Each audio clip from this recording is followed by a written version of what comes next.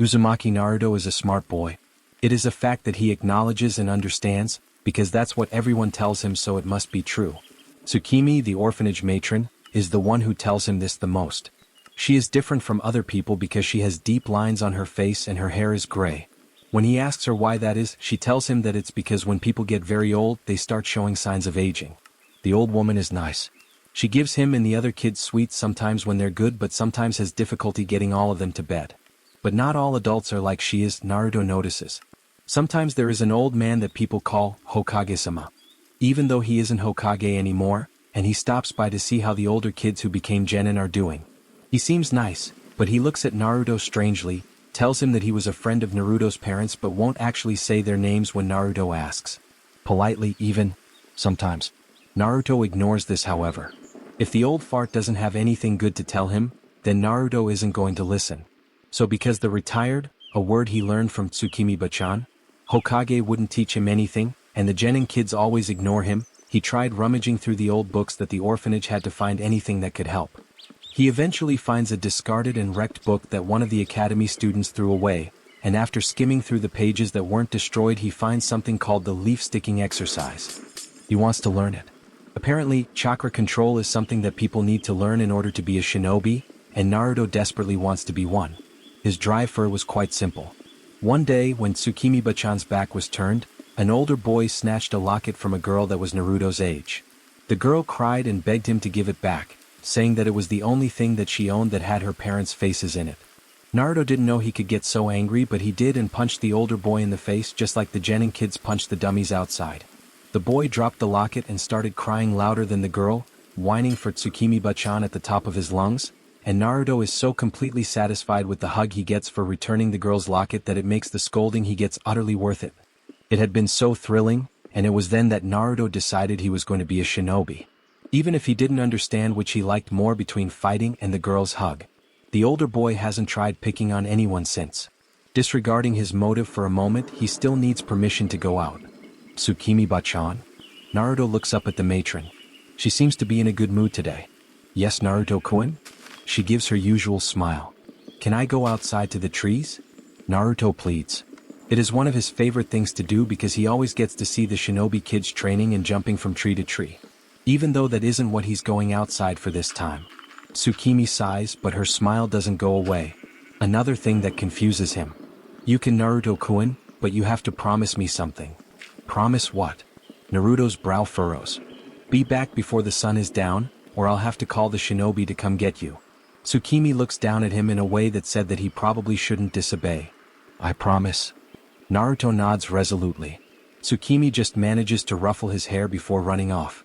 Naruto doesn't bother to hide his grin. He finally gets to train. Itachi Kakashi is a weary shinobi. Young but weary. It is a fact that he acknowledges and understands, because it means that the people around him won't shut up about him needing some time off. During and after the Third Shinobi World War, Kakashi had what was either a slew of bad luck, or the gods had decided, fuck this person in particular. His first friend had died saving their teammate, giving him a gift that no amount of money or gold could equate to, and then he was forced to kill said teammate for the sake of keeping Konoha safe. The death of his much-loved sensei followed, taking with him the woman that he considered an older sister. Things had not been looking up for him at that point, but he endured.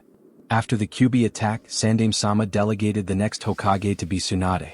Kakashi distinctly remembers the shouting match that followed this decision, but Tsunade-sama eventually capitulated and became the Godame Hokage. She is a good Hokage, Kakashi knows, if a little bit temperamental. Her actions regarding Kumo's attempt to kidnap the Hyuga heiress was something that cemented his faith in her as a leader. She had been utterly ruthless with them. They had knowingly used Konoha's goodwill against them and tested the waters too deep.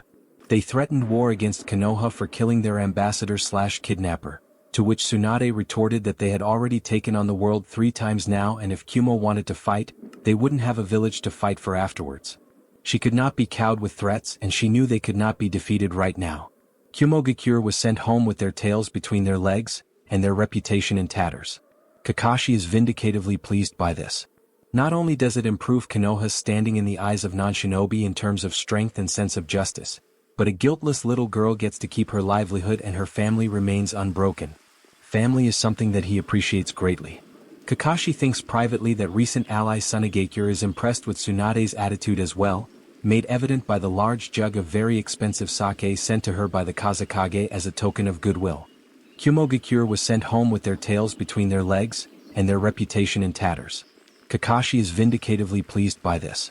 Not only does it improve Konoha's standing in the eyes of non-shinobi in terms of strength and sense of justice, but a guiltless little girl gets to keep her livelihood and her family remains unbroken.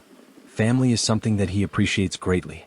Kakashi thinks privately that recent ally Sunagakure is impressed with Tsunade's attitude as well, made evident by the large jug of very expensive sake sent to her by the Kazekage as a token of goodwill. It's been 5 long years since that night the Kyuubi appeared. Things aren't getting worse for him, but despite some notable moments, they aren't really getting much better either. He is an ANBU still, rising to captaincy since being placed here by his sensei before his passing. And everything is a blur these days. Wake up, eat, mission, come home, eat, shower, sleep. It is routine and boring, but he doesn't know what else to do.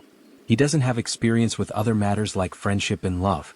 He takes notice of women and wonders what it would be like to have a wife, but he isn't bold enough with them to make an advance. He tries to ignore his regular woes however and focuses on his duty. He is still on patrol after all. It wouldn't do well to have something bad happen under his watch. He has some attachment to his own credibility after all. Lost in his own thoughts, he unintentionally meanders into Riverside Park. Kakashi sees a boy with eyes and hair like Obito's. The spiky locks are a bit longer though, looking more like sensei. His face looks a bit more focused than Obito's ever did around that age. The boy is carrying a tattered book under one arm and a water bottle in the other. He is whimsically intrigued, and tries to catch his scent on the wind to see if the boy was related to anyone he knew. And he pauses. The boy's looks are familiar, but the scent is more so. He knows this scent like the back of his hand, and his mind blanks in conflict with joy and shame. This boy looks nothing like the two who sired him, but there is no question that he is theirs. Genes were funny sometimes, but this boy was meant to be his family. Kakashi often wonders what it might have been like. Him being the older brother, Sensei being the long-suffering but stern father, and Kushina, the fiery and embarrassing but loving and effective mother. Sarutobi told him that Naruto was dead. Sarutobi was about to be dead. Uchiha Madara is older than dirt. It is a fact that he acknowledges and understands, because it means that his time is running out. He had lived far longer than any normal human being should be conceivably possible to do, even the Uzumaki. After the battle with Hashirama in the valley and the subsequent faking of his death, he'd spent decades cultivating the DNA that he'd taken in an attempt to prolong his life and achieve the power that the stone tablet spoke of. But Madara had not been idle. In between his experiments with Hashirama's chakra and flesh, he'd been out in the world, trying to remember why he fought to bring peace to the war-torn lands of the elemental nations. And the answer came to him after many years, in the form of a stubborn crimson-haired woman and the equally fiery child she bore him. His natural protective instincts brought themselves to the surface of his mind with a vengeance. After all, the daughter of Uchiha Madara would be hunted until her last days. With some advice from his new wife, he developed a Juinjutsu to be placed on Kushina's heart which would seal away her Uchiha power before it could surface. Her once black hair turned as red as her mother's and her eyes violet. And so it was that Uchiha Kushina became Uzumaki Kushina, whose chakra was still so abnormally strong that Konoha decided that their previous Jinchuriki had run its course and it was time to replace her with someone younger and more powerful. Madara's opinion of Konoha had lowered further than he thought it could be at this point, but at least new Kushina would be kept safe. He had already been old by the time Kushina was born, and his dear wife Haruka's health had been failing. And at least this way he could still watch Kushina from the shadows. His plan went back into motion, but he always kept his eyes on Konoha. Kushina only ever knew him as Ota-san, so she remained ignorant for the most part about her heritage. Haruka sent a message to Kushina telling her that Madara had passed away peacefully in his sleep a year after her departure. She left out his actual name, but the stone on his empty grave read, Uzumaki Izuna. He hoped his brother didn't mind but knew that Izuna would have liked Haruka, even if he wouldn't like the rest of the Uzumaki. Over time, Madara's bitterness for the shinobi world started to come back. Everywhere he looked, there was some form of misery to be found. His wife was falling incurably ill, the side effect of being treated with infected tools after a scuffle with some IWA shinobi prodding Yuzu's borders. Smaller nations suffered, with orphans created by selfish larger nations. Around every corner of the world, the shinobi nations caused pain. Haruka's death had only made Madara accelerate his plans. By then he had awakened the Rinnegan and summoned the Geto Mazo before he transplanted the eyes into an Uzumaki orphan whose own chakra would sustain the eyes, whilst keeping a spare eye on a boy who held greater potential than even Namikaze Minato or the Sandaime Hokage. As time passed and Obito was in his clutches, he entrusted Kuro Zetsu and Obito to enact the plan and once again faked his death by using Izanagi, programmed to bring him back after 5 years. After transplanting his original eyes back into himself, he spent some time evaluating the changes to the world, and one single glaring fact stood out and made Madara's blood boil. Kushina is dead. She and her husband died after Obito ripped the Kyuubi out of her, which told Madara something else, that Kushina had also been pregnant. But apparently, Kushina had sensed that Madara didn't know she was capable of, and before the Yondaime could seal away the Kyuubi into their newborn son, she teleported it away with an advanced Jikuken ninjutsu that took the full remainder of her chakra and life force to do but left the child without any Kyuubi sealed in him. Kushina would have died anyway with the Kyuubi ripped out of her, but Madara admired that even on the brink of death, Kushina would not let her son be used for Konoha's greater good. Sacrifices needed to be made, but Konoha's reliance on the bijou to maintain the imaginary balance of power was pure weakness. As much as he hated the fact that Kushina was dead, it may very well have been the best decision. If she had sealed the Kyuubi back into herself, she wouldn't have been able to avoid attention from village officials that would attempt to weaponize her. It would have painted a huge target on her back for not only spiteful villagers but other greedy nations. Minato had died too in a combination of chakra exhaustion and giant claw through the stomach, but Madara didn't mourn the man. Such loyalty to a place like Konoha was enough for Madara to dislike him, and with his grandson now free of the Minato's influence, the boy could be taught to think for himself like a true Uchiha should. Madara didn't doubt that Minato would have tried to get Naruto into the trap of village above all and be self-sacrificial. Madara sighed and stood up, his ancient bones actually creaking as he did so. He knew he didn't have much time left and Hashirama's DNA would only support him for so long, but he could at least spend his last years raising his grandson and turning him into every bit the legend Madara himself was. He would make sure of it. Spiky black hair with a slight blue tint. Check. Charcoal black eyes and a fair but healthy skin tone. Check. Unnaturally powerful chakra and abnormally large reserves. Check. This was definitely his grandson. If it weren't for a DNA test or being able to sense the chakra similarities, no one would have guessed he was Kushina or Minato's son too. The resemblance between Naruto and a young Madara was startling. If he were to hazard a guess, he would say that Naruto as a 5-year-old had as much chakra as Madara himself did at almost 8. Something easily attributed to his Uzumaki genes combined with the Uchiha. Taking a closer look, he saw that the boy was sitting underneath a tree by the artificial extension of Naka River that ran through Konoha from one side to another. This area was particularly quiet regarding civilian foot traffic, which was probably why Naruto chose it for the little chakra control exercise he was doing. It didn't surprise him that such a serene place could be found in Konoha. It was a very large village and there were even a few large parks that could be mistaken as forests within the walls. A leaf was stuck to his forehead. By the bored look on the boy's face, Madara could tell that Naruto had been there a while and had most likely mastered the exercise not long ago. He inwardly praised the patience it took. With reserves like Naruto's, he'd probably been out for hours. Still, that control would remain with him for the rest of his life. Madara also reasoned that now that Naruto had mastered the exercise he grew bored with nothing else to occupy him. He looks up to the sky. Perfect. It's only midday, giving Madara the opportunity to confront the boy and get the ball rolling. He stepped out of the trees, purposefully brushing his legs against a bush to get the boy's attention. Sure enough, Naruto looked his way and eyed him with all the suspicion a 5-year-old could muster. Hello, child. Madara greets in his aged baritone, as though it isn't strange for an old man in a cloak to be approaching a young boy. Hello. Naruto replied politely but still suspicious.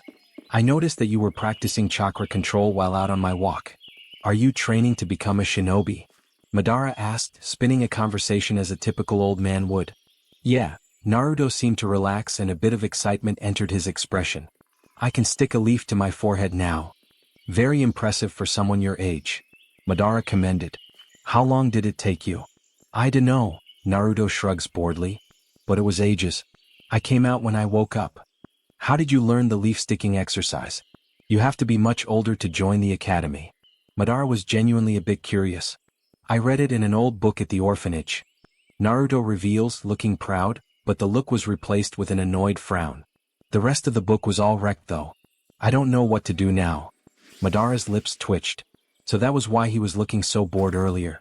You must be good at reading then? He asks conversationally. Naruto nods, expression proud. Yeah. Tsukimi-bachan lets me go early since the other kids can't read so well yet. The woes of advancing faster than your peers. Prodigies often knew it too well. You know, I could teach you something too. Madara offers slyly. Like what? Naruto walks up to him, reservations and suspicion temporarily forgotten. Madara nearly smiles, wondering if he had ever been this trusting as a child. Well, I could teach you some more chakra control.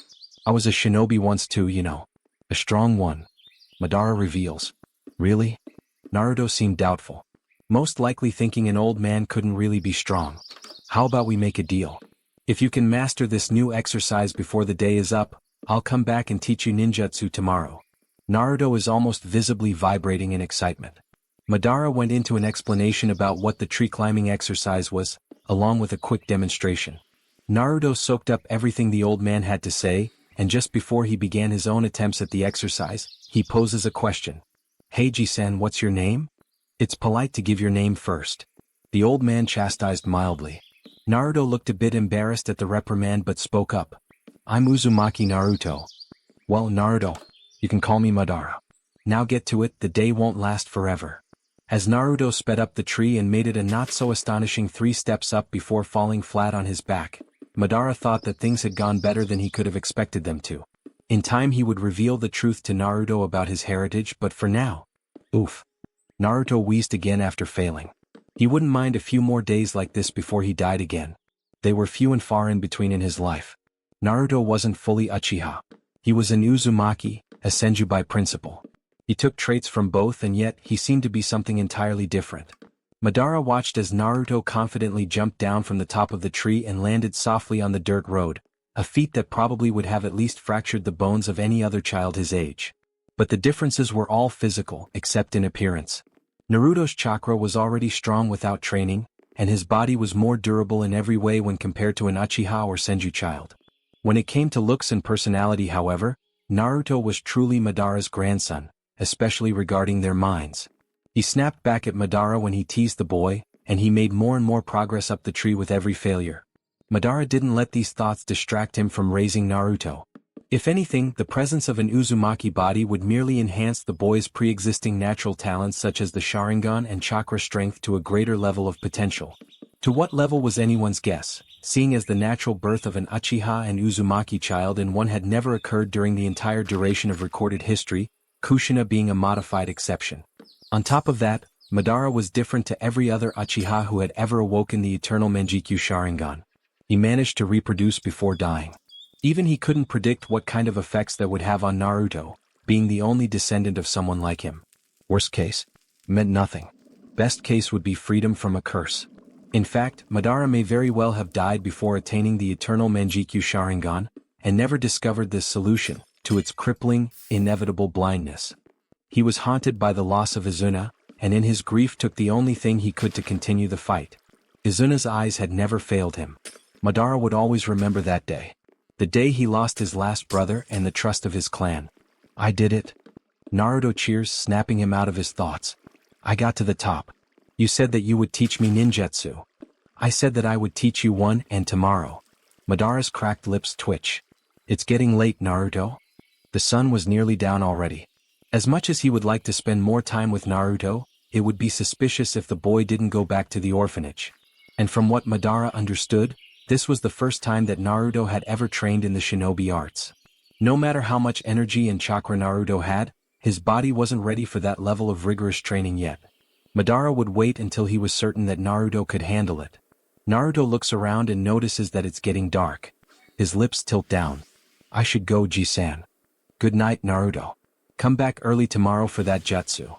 Madara nods stoically. Naruto smiles a bit tiredly, but picks up his book and water bottle and turns down the beaten path. Naruto. The boy looks back and takes in Madara's sharp expression. Don't tell anyone about me. Not even the person you trust the most. Naruto picks up on the seriousness in his tone and gives him a nod. His expression slackens. The younger between them gives him a wave and runs off. That brat. Madara chuckles wryly. Only 5 years old and mastering genin-level chakra control exercises. 2 in one day. That kind of determination was scary in the shinobi world, especially with a lineage like his. He hadn't asked for help, instead going purely on trial and error. He heaves a deep sigh and manages to pick himself up off the bench, using his cane for balance. Things can be taken slowly for now, but he is still plotting. He toils over a plan in his head on how to make his grandson reach his full potential. He is not a good man, but he would do anything for his loved ones. Madara does not stop thinking until he reaches the village wall and the stars are out. He is careful in making sure that no village guard sees him and taps a part of the wall lightly with his cane, just hard enough to push a panel in. A wooden hatch opens up, enough for him to duck under without too much stress on his back. He built this entrance to an underground hideout for his personal use up until he left the village. Judging by the amount of dust that had gathered and how his belongings were all untouched, it seemed as though no one had yet discovered it. No matter. For now, it was just a place to hide between the times that he got to see Naruto. He takes a seat on the wooden throne, dust exploding from the cushion despite the gentle dip, and falls into a deep sleep instantly. Naruto drops into his bed after he eats dinner and has a bath. Big day, Naruto-chan? Tsukimi teases after tucking him in. He doesn't answer, but he does let out a quiet snore into his pillow. Hiruzen has barely a chance to blink before he is picked up by his throat and slammed against the wall of his office. He does take note of a masked man with a red left eye, giving him a glare of pure hatred. Oh dear. This wasn't how he expected his evening to go. Kakashi. Sarutobi splutters, choking on his words. You lied to me. Kakashi's voice is comparatively calm compared to his eyes. Someone steps into the room and gasps in shock. Kakashi. What are you doing? The newcomer shrieks. Sarutobi recognizes it as Shizun, Tsunade's young apprentice. You told me that he was dead, so why? Kakashi's grip tightens. Did I find a child with Sensei's and Kushina's scent? The Kapinin's voice rose with every word, angrier and angrier. Sarutobi cannot answer. Partly because he doesn't think that the "for your own good" and his excuse will do anything to soothe the Anbu's anger. Mostly because his throat was being crushed. Suddenly he is dropped and he falls to his knees. He gasps for air, mouth moving like a fish out of water. Kakashi. Another voice barks. Tsunade this time. What the hell was that about? Answer me. He told me that Naruto was dead. Kakashi's voice is consumed in frustration, enough to ignore protocol. I found Naruto playing near the river. What? Why wasn't I told? Naruto. Tsunade's hard tone is replaced by confusion. What do you mean you thought he was dead? Sarutobi realizes that things will not go well for him when she finds out what he has done. After Sensei and Kushina Kakashi swallows thickly. Died? Sarutobi told me that their son was dead. But I found him. He was meant to be my responsibility. Kakashi, I need you to calm down. Kakashi heeds her words but does not stop his hateful glare. What's your excuse? Tsunade asks him a bit menacingly. Lying to one of my shinobi like this? The village he rasped desperately. The village was weak. Kakashi-kun was needed Kakashi would be of greater use with passable mental health. You're going to have to come up with something better for undermining my authority like this. Tsunade interrupts him ruthlessly. Tsunade turns away from him in mute disgust. It breaks his heart that another one of his precious students feels that way about him. Shizun, take Kakashi to the waiting room. Tsunade orders. I need to have a word with my former advisor. Why yes, Tsunade-sama. Shizun hoops her arm around Kakashi's and drags him out, pointedly looking away from Hiruzen. Kakashi allows her to lead him out, but his Sharingan is glinting more viciously than any Uchiha that the old man has ever met. There is a moment of silence while the Sandame drags himself back into his chair. He wasn't going to lie to himself, he was truly terrified of what Kakashi could have done to him if Shizun-chan and Tsunade hadn't been there to save him. There was a reason that he was only an advising old man. He was well and truly beyond any combat capacity he might have had a mere few years earlier. I don't think that I need to tell you that you're being asked to leave. Tsunade starts off. This manipulative behavior has a time and place, when it serves to protect Konoha and its subjects. Hiding this from Kakashi was a bad idea, but what I'm confused about is why you thought it would even work, even if it had been the right thing to do. I can't trust your input any longer. The hardness in her tone has returned, but it is the truth that hurts him more. So he nods silently. Good. Tsunade nods in satisfaction. Tsunade steps out of the room, no doubt to assess Kakashi's current state. Hiruzen silently despairs at her cold dismissal, But having things put into perspective like that makes him realize that he had probably only made things worse, and he knows that he has brought his suffering upon himself. Deep down, Hiruzen acknowledges that maybe he had put the village itself before the subjects too often. He thought he was doing what was best, but it should have been obvious that an emotionally traumatized boy like Kakashi could have been thrown completely off the deep end and become a gigantic flight risk. Because of his stupidity. Kakashi's constant enduring of underappreciation and mental stress speaks well of his character, but not of the people he is supposed to protect. They remain ignorant of the perils he goes through each and every day. Hiruzen wipes his eyes and picks up his belongings. He has no right to interfere anymore. Orochimaru was lost to him long ago and Tsunade was seeing him for what he truly was. He only hoped that his last student would see him as he always had. Tsunade sighs as she steps into the hall. It was just one thing after another today. Though to be fair, she hadn't expected Kakashi of all people to assault a former Hokage. Seeing Naruto must have riled him up beyond his normal sense of calm. Naruto. She'd heard whispers of another prodigy-to-be from teams that babysat at the orphanage. They would complain about one boy in particular that was a handful, even for the Jounin. He showed a remarkable ability to pick up what he watched, and the story about him getting into a fight over some girl's pendant still made her smile. She thought back to his parents. She wasn't actually well acquainted with Kushina despite the relation, but she did know Minato. Mostly because Jiraiya wouldn't shut up about him when the kid was his student and always brought Minato with him when he saw Tsunade, if only to show him off. The kid was flaky and annoying, but both he and Kushina had been taken before their time. Nobody deserves dying with the knowledge that their child's future is uncertain. And there's Kakashi too. Tsunade sighs again as she steps into the conference room, where she sees Shizune chattering to a quiet Kakashi. The kid had seriously been through some tough shit. Having to look after himself after his father commits suicide and finding the body himself one night was bound to have some psychological effect on him, but then proceeding to lose two close friends, one of which he had to kill, and a sensei that was probably more like a father figure to him, it was going to get to the point that Kakashi just wouldn't be able to keep himself afloat in his own despair. She needed to do something immediately. She thinks back to Tsukumo. The man had no attachment or bonds to help his mental state save for his son, but wasn't discouraged from doing the honorable thing and removing himself from Kakashi's life. With the way things were going, Kakashi may very well do the same thing as an escape from being unable to cope with his losses. Tsunade toils over it for a while, watching Shizune comfort Kakashi out of the corner of her eye, and thinks she may have a plan. She strides into the room and plants herself in front of the frozen Anbu. "Alright kid, this is how it's going to be." Tsunade puts on her best stern voice. "I'm giving you another 5 years in ANBU at maximum. After that, you're going to become a Jounin sensei." Kakashi's face becomes instantly disbelieving and he nearly shoots out of his chair to protest, but Tsunade is quick to settle him down. "You can of course send your new subordinates back to the academy if they fail your test, but at the end of the next 5 years, you will not be returning to ANBU. For all intents and purposes, you will be another public Jounin." Kakashi looks quite flabbergasted when she is done, making her smirk with open amusement. Shizune seems hopeful, and Tsunade knows that her student is concerned for Kakashi for more than one reason.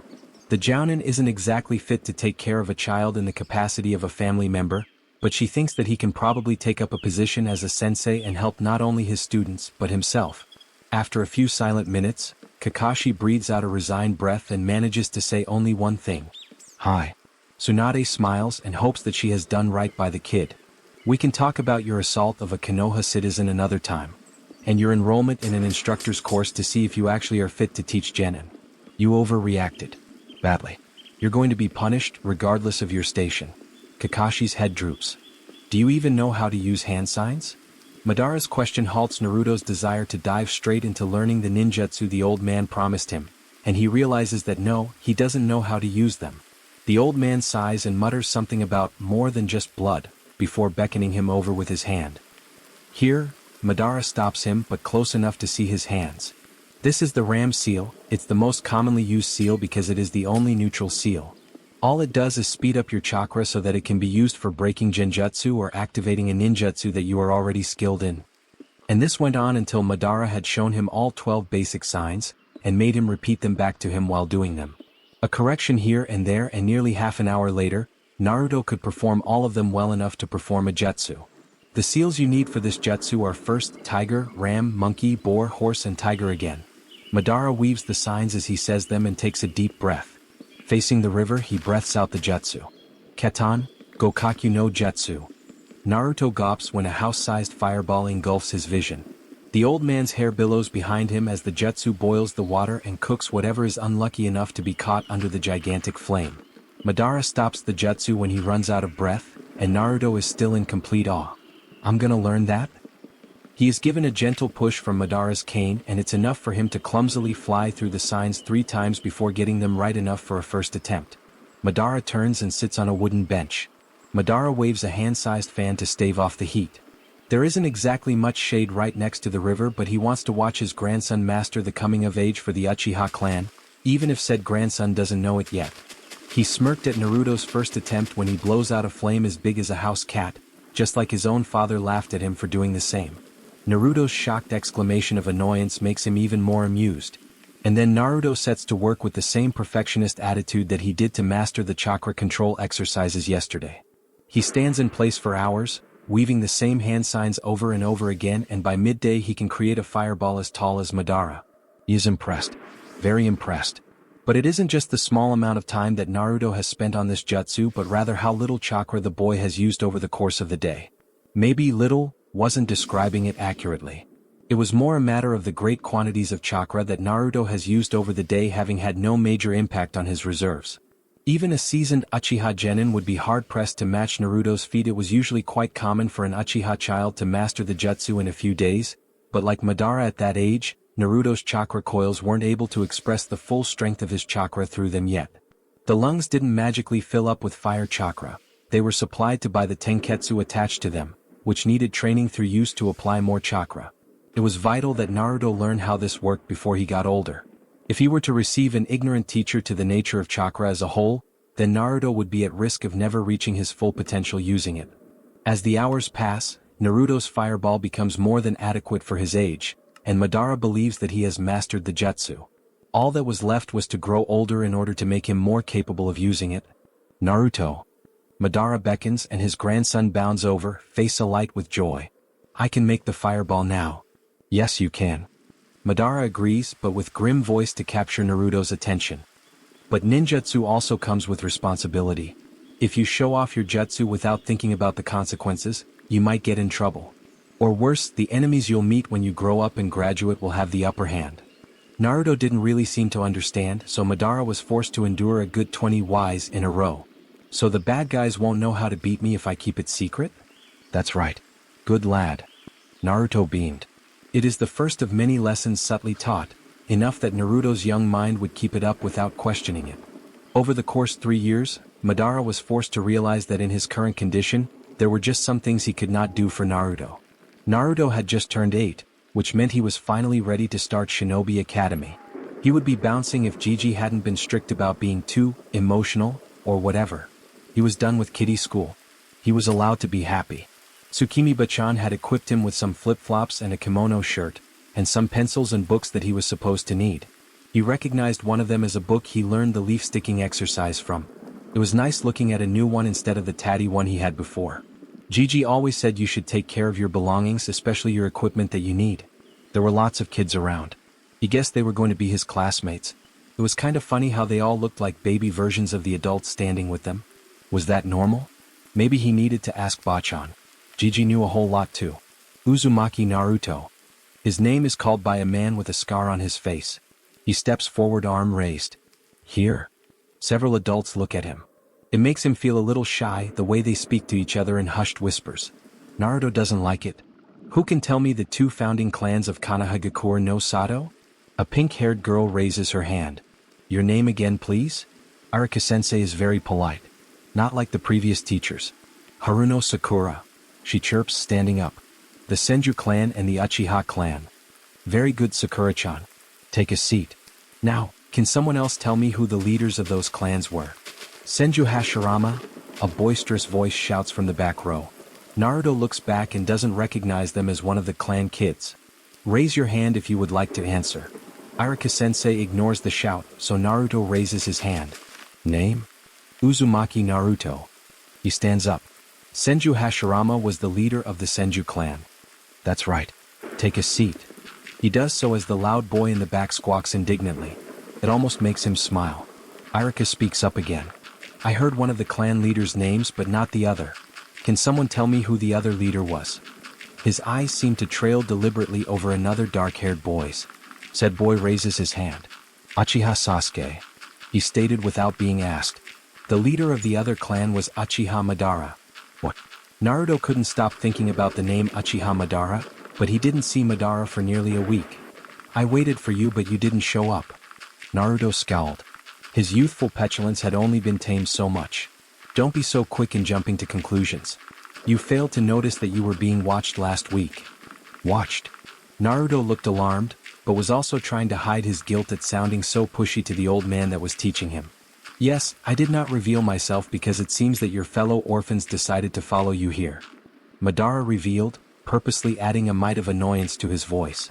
You need to practice taijutsu anyway. An old man like me can't do anything more than tell you what to do. That might work for jutsu but not for things that will hit you back. Naruto looked more guilty, but it seemed he didn't want to completely concede fault. He could have a worse trait in Madara's opinion. Not wanting to give up was a valuable behavior, but knowing the facts and choosing his battles was another thing Naruto needed to learn. But why does that matter? You could have taught them too. I also don't want to train them, Naruto. I chose you to train for a reason. Madara baited. But why? Was the golden question. Madara smiled. All I will say is that we have a connection and you have vast potential. You can find out yourself exactly why it is that I am interested in your growth in particular. Konoha has a wealth of information at its disposal, and its history since the foundation of the village is well recorded. Figure out our connection and then you will understand. You have my name already and you have yours. Start there. Naruto stayed silent while Madara sat down on the bench.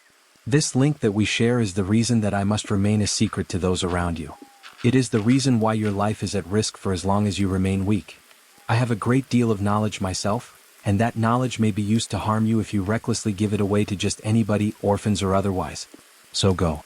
I will be here at the same time every week, and when you have gained the knowledge you need to understand why I have chosen you, ask, I shall answer all of your questions. A deep breath so that his dusty lungs could continue.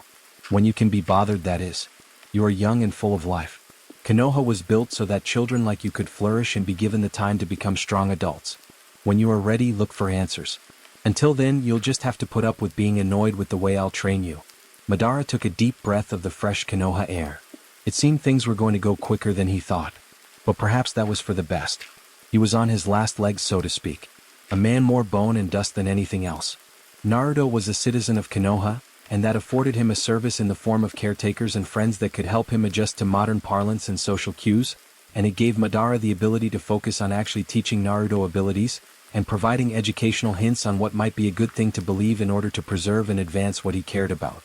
He felt that while Naruto was too young to impart his age-earned philosophies and beliefs upon, he could set puzzle pieces in the mind of his grandson, so that when an event occurred that was related to something he spoke of, a piece would fall in place and Naruto would unintentionally understand something that he might not even remember being taught. It was like teaching him to walk, he liked to think. Madara did not have the time left on this earth to mold him in every way, but Obito hadn't exactly turned out how he wanted when trying to turn him into the second coming of Uchiha Madara. I'll give you a hint. Madara allows for the sake of speeding up the process further. What? Is the immediate question. I'm training you and teaching you for the same reason that the other children in your class get taught early. That's it. A deep heaving breath to continue again. That's all you're getting from me, brat? Naruto lets it go, but he does give distracted and concerned glances towards Jisan. Occasionally the coughing and raspy breathing doesn't stop and Madara can't say goodbye sometimes before he leaves. Tell me what you learned today. Madara's voice can barely escape his mouth. Irika-sensei and Mizuki-sensei showed us how to throw kunai. We can't have our own yet, they said, but Irika-sensei said I was really good for someone who never threw one before.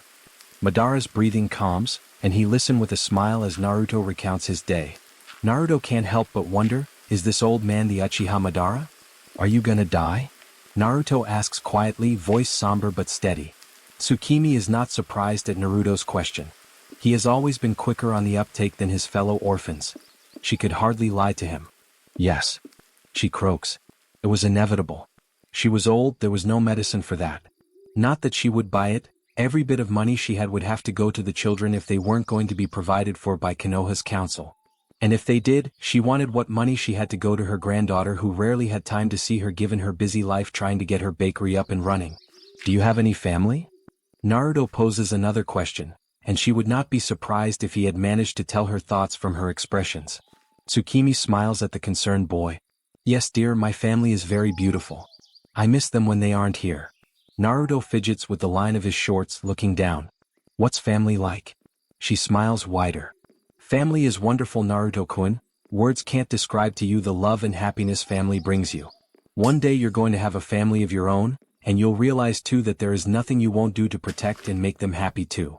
She goes on to tell stories both funny and sad at Naruto's behest, and unknowingly impresses upon him. Family is wonderful. Naruto and the other orphans are not woken up by Tsukimi the next morning, and Naruto has decided it's his responsibility to let someone know. His first and only stop is the Hokage's office. He doesn't bother going to the academy for the rest of the week. Tsukimi-bachan died. I don't know what to do now.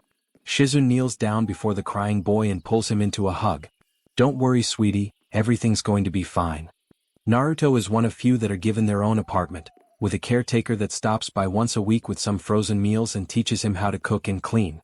He is one of the only kids at the orphanage who isn't placed into foster care after the process is rushed following Tsukimi's death. And he thinks he knows why. His first encounter with death is something he remembers intensely. Gigi. Are you my grandfather? Yes, Naruto. I am. Single Tomo Sharingan meets Triple Tomo.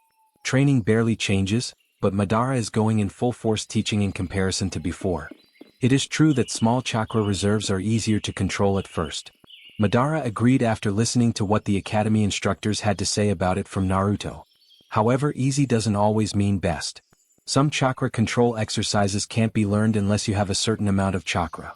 People not born with the potential for large reserves like you or myself could never hope to achieve the utmost perfected chakra control. Why can we learn it and other people can't? Naruto asks astutely.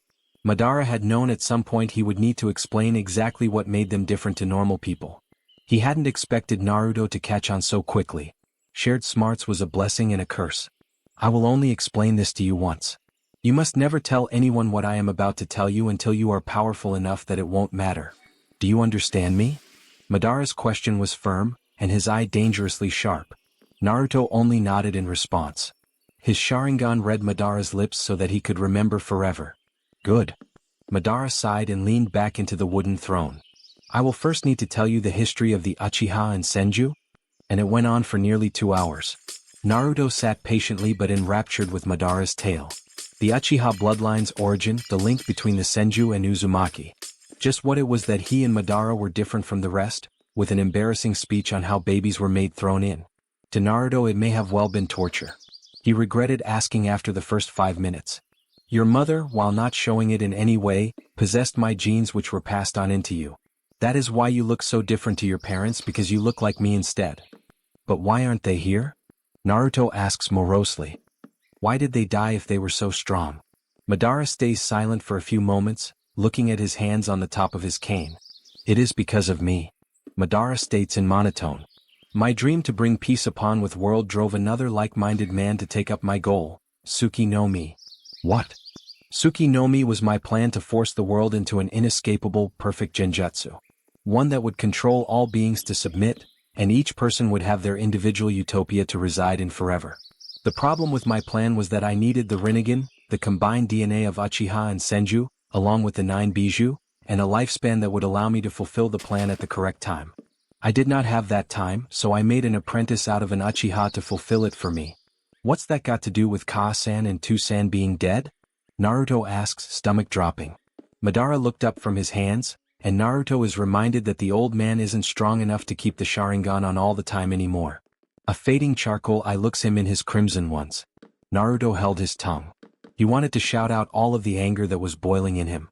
He didn't want to say something that would turn the only person he had against him. Naruto.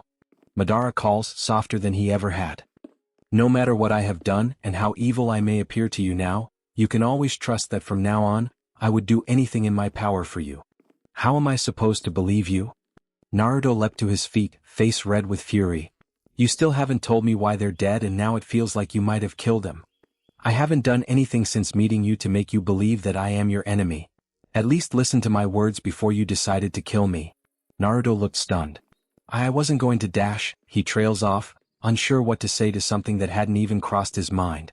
Madara looks like he misjudged the reaction too by the way he sucks his lips in a semi-frustrated expression. So he begins to talk again. My apprentice killed her in a sense. Extracting a bijou from a person kills them. They may manage to last a short while without dying afterwards, but there has been no record of anyone actually living. It is only because of how powerful your mother's chakra was that she managed to survive so long after the extraction, and if she had been given medical attention then she may have lived long enough to raise you. The problem is that a female Jinchuriki seal is at its absolute weakest when they are giving birth. My apprentice took advantage of that to obtain the QB sealed within her. I don't know how he knew where she would be, that information should have been kept secret. Giving birth to you, having the strongest bijou taken out of her, and then not receiving medical help because the threat of the QB destroying the village was all too much for her to live. If she had the choice, she would have stayed with you as all parents want. Madara breaths deep, ancient body not able to deal with so much talking at once. Your father understood that there was no hope of your mother surviving, so he sought to make a new Jinchuriki. I'm a Jinchuriki? No. Madara denies. Kushina took over the sealing ritual, and used the power that your father was going to use in order to send the QB away. She couldn't bear the thought of you suffering as she did, regardless of what Konoha needed. On the brink of death, she made a decision that would leave her despised by village officials, but at least give a better chance of her son living happy and healthy. Both of your parents suffered terrible wounds to save you from the QB. Given that your father lived long enough to attempt turning you into the new Jinchuriki, I would wager that he was strong enough to either kill my apprentice or leave him to lick his wounds for at least a decade later. It probably didn't matter either way. Zetsu was still at large, probably plotting. Being a tool and created in his darkest moments, it wouldn't stop until it fulfilled its purpose. If you had the chance, would you change anything? Naruto asks somewhat rhetorically. There is no point in dwelling on what I would change. Even if the things I have done remain secret and not a single person knows, it would still be the truthful past, least of all the past that has had a tangible effect on our reality today. Naruto is quiet, toiling this information dump in his mind for several dozen minutes. Old man, Naruto begins his declaration, drawing Madara's eyes to him. Train me to be the strongest. I'm gonna have a family one day too. I'm not gonna let them down. Several weeks passed since some important revelations changed Naruto's outlook, but the only thing that changed about his training was that Madara was no longer withholding helpful information now that he knew Naruto could keep secrets. Teaching Naruto about the Sharingan was one of many things as well as other Uchiha jutsu, and while Madara could no longer participate in taijutsu training, he could still use the occasional genjutsu if he was feeling well to help guide Naruto's movements. In the era of warring states, there were taijutsu users everywhere. While fewer in number, they have not changed. They still remain weak in skill and power, and the true taijutsu masters were the only ones in the spotlight. Madara lectures. Ninjutsu and genjutsu did not have the same great repertoires they did after the founding of the hidden villages. Before that, it was important to master each jutsu with immeasurable ability very quickly so that it could be used in battle instead of training to develop new jutsu based off of them. Naruto listens intently as he did pull-ups on a wooden beam, strengthening his body and therefore his physical energies. So why is taijutsu still so important? We have those jutsu now. Naruto barely articulates his sentence through each pull-up. Taijutsu is more an umbrella term that governs all things physical in combat. It is not just forms of martial arts, it is the chase as an enemy runs, it is the speed at which you evade kunai, shuriken, sword strikes, and even jutsu. Most shinobi use ninjutsu and genjutsu as their first and last resorts when it should be the opposite. Using taijutsu conserves your chakra for when it is needed, and the chakra in your body automatically converts itself into the appropriate energy for fueling and repairing your body in the midst of combat. It is more than fine to use your chakra when you see fit, but do you understand what I am trying to tell you? Naruto drops from the beam and grabs his bottle of water, taking several small sips at a time as to avoid spewing it up. He has learned his lesson from the first time he did. He answers his grandfather's question, putting that thought away. Don't leave gaps in your skills. Naruto states. And what do you mean by gaps?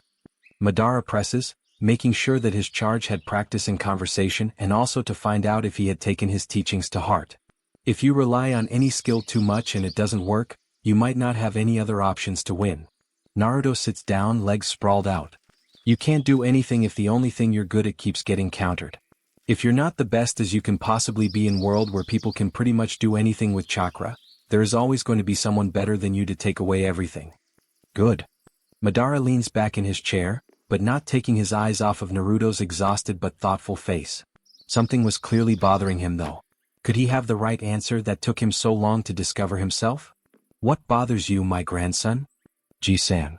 Naruto addresses quietly as he looks up at Madara. Can your chakra get stolen? Close. So very close. It depends on what you mean. Madara indulges. I mean taken away forever. What if I couldn't use chakra anymore? Perfect. Possibly, Madara replies. But it is not a simple matter of just being unable to use chakra ever again. Chakra is built into our bodies from conception to birth and to death. If you took chakra away from someone who wasn't a shinobi and never learned to use it, the same effect would be created by doing the same to people like us who train our lives to use this power. They and we would die. Naruto looks a bit disturbed at that, and with good reason. I thought Naruto cuts himself off. Didn't you say that the Rikudo Sannin gave humans chakra? Why would he give us a weakness like that? I told you the legend of how the Rikudo Sannin brought peace to the world, by giving humans chakra and teaching them ninshu for cooperation and the active facilitation of peace. Madara corrected, inwardly thrilled that he actually has someone to talk about the point with. You say legend, like you don't believe that's the truth. Naruto observes, dark eyes showing curiosity and not disregard or rejection. Legends are often derived from actual truth. Madara acknowledged. But just the same, they are hardly ever the real truth. You observed yourself just now that the glaring weakness of all beings is that their chakra can be drained from them, killing them, so it stands to reason that we should question why exactly that is. Did the Rikudo build this weakness into us on purpose? Or is it something necessary tied to our biology that we need to have this weakness for the Rikudo to teach us how to use chakra in the first place? Naruto considers this for a few moments. I think both could be as likely as each other. Naruto thought aloud, eyes narrowed in thought. I don't know anything that could say that the Rikudo Sannin was really a good guy fighting for peace. Maybe he used pain and death to terrorize people into submitting to his will of peace. Reasonable, given the information I have taught you. Madara admits. But the Rikudo would have left a darker legacy upon the world had that been the case.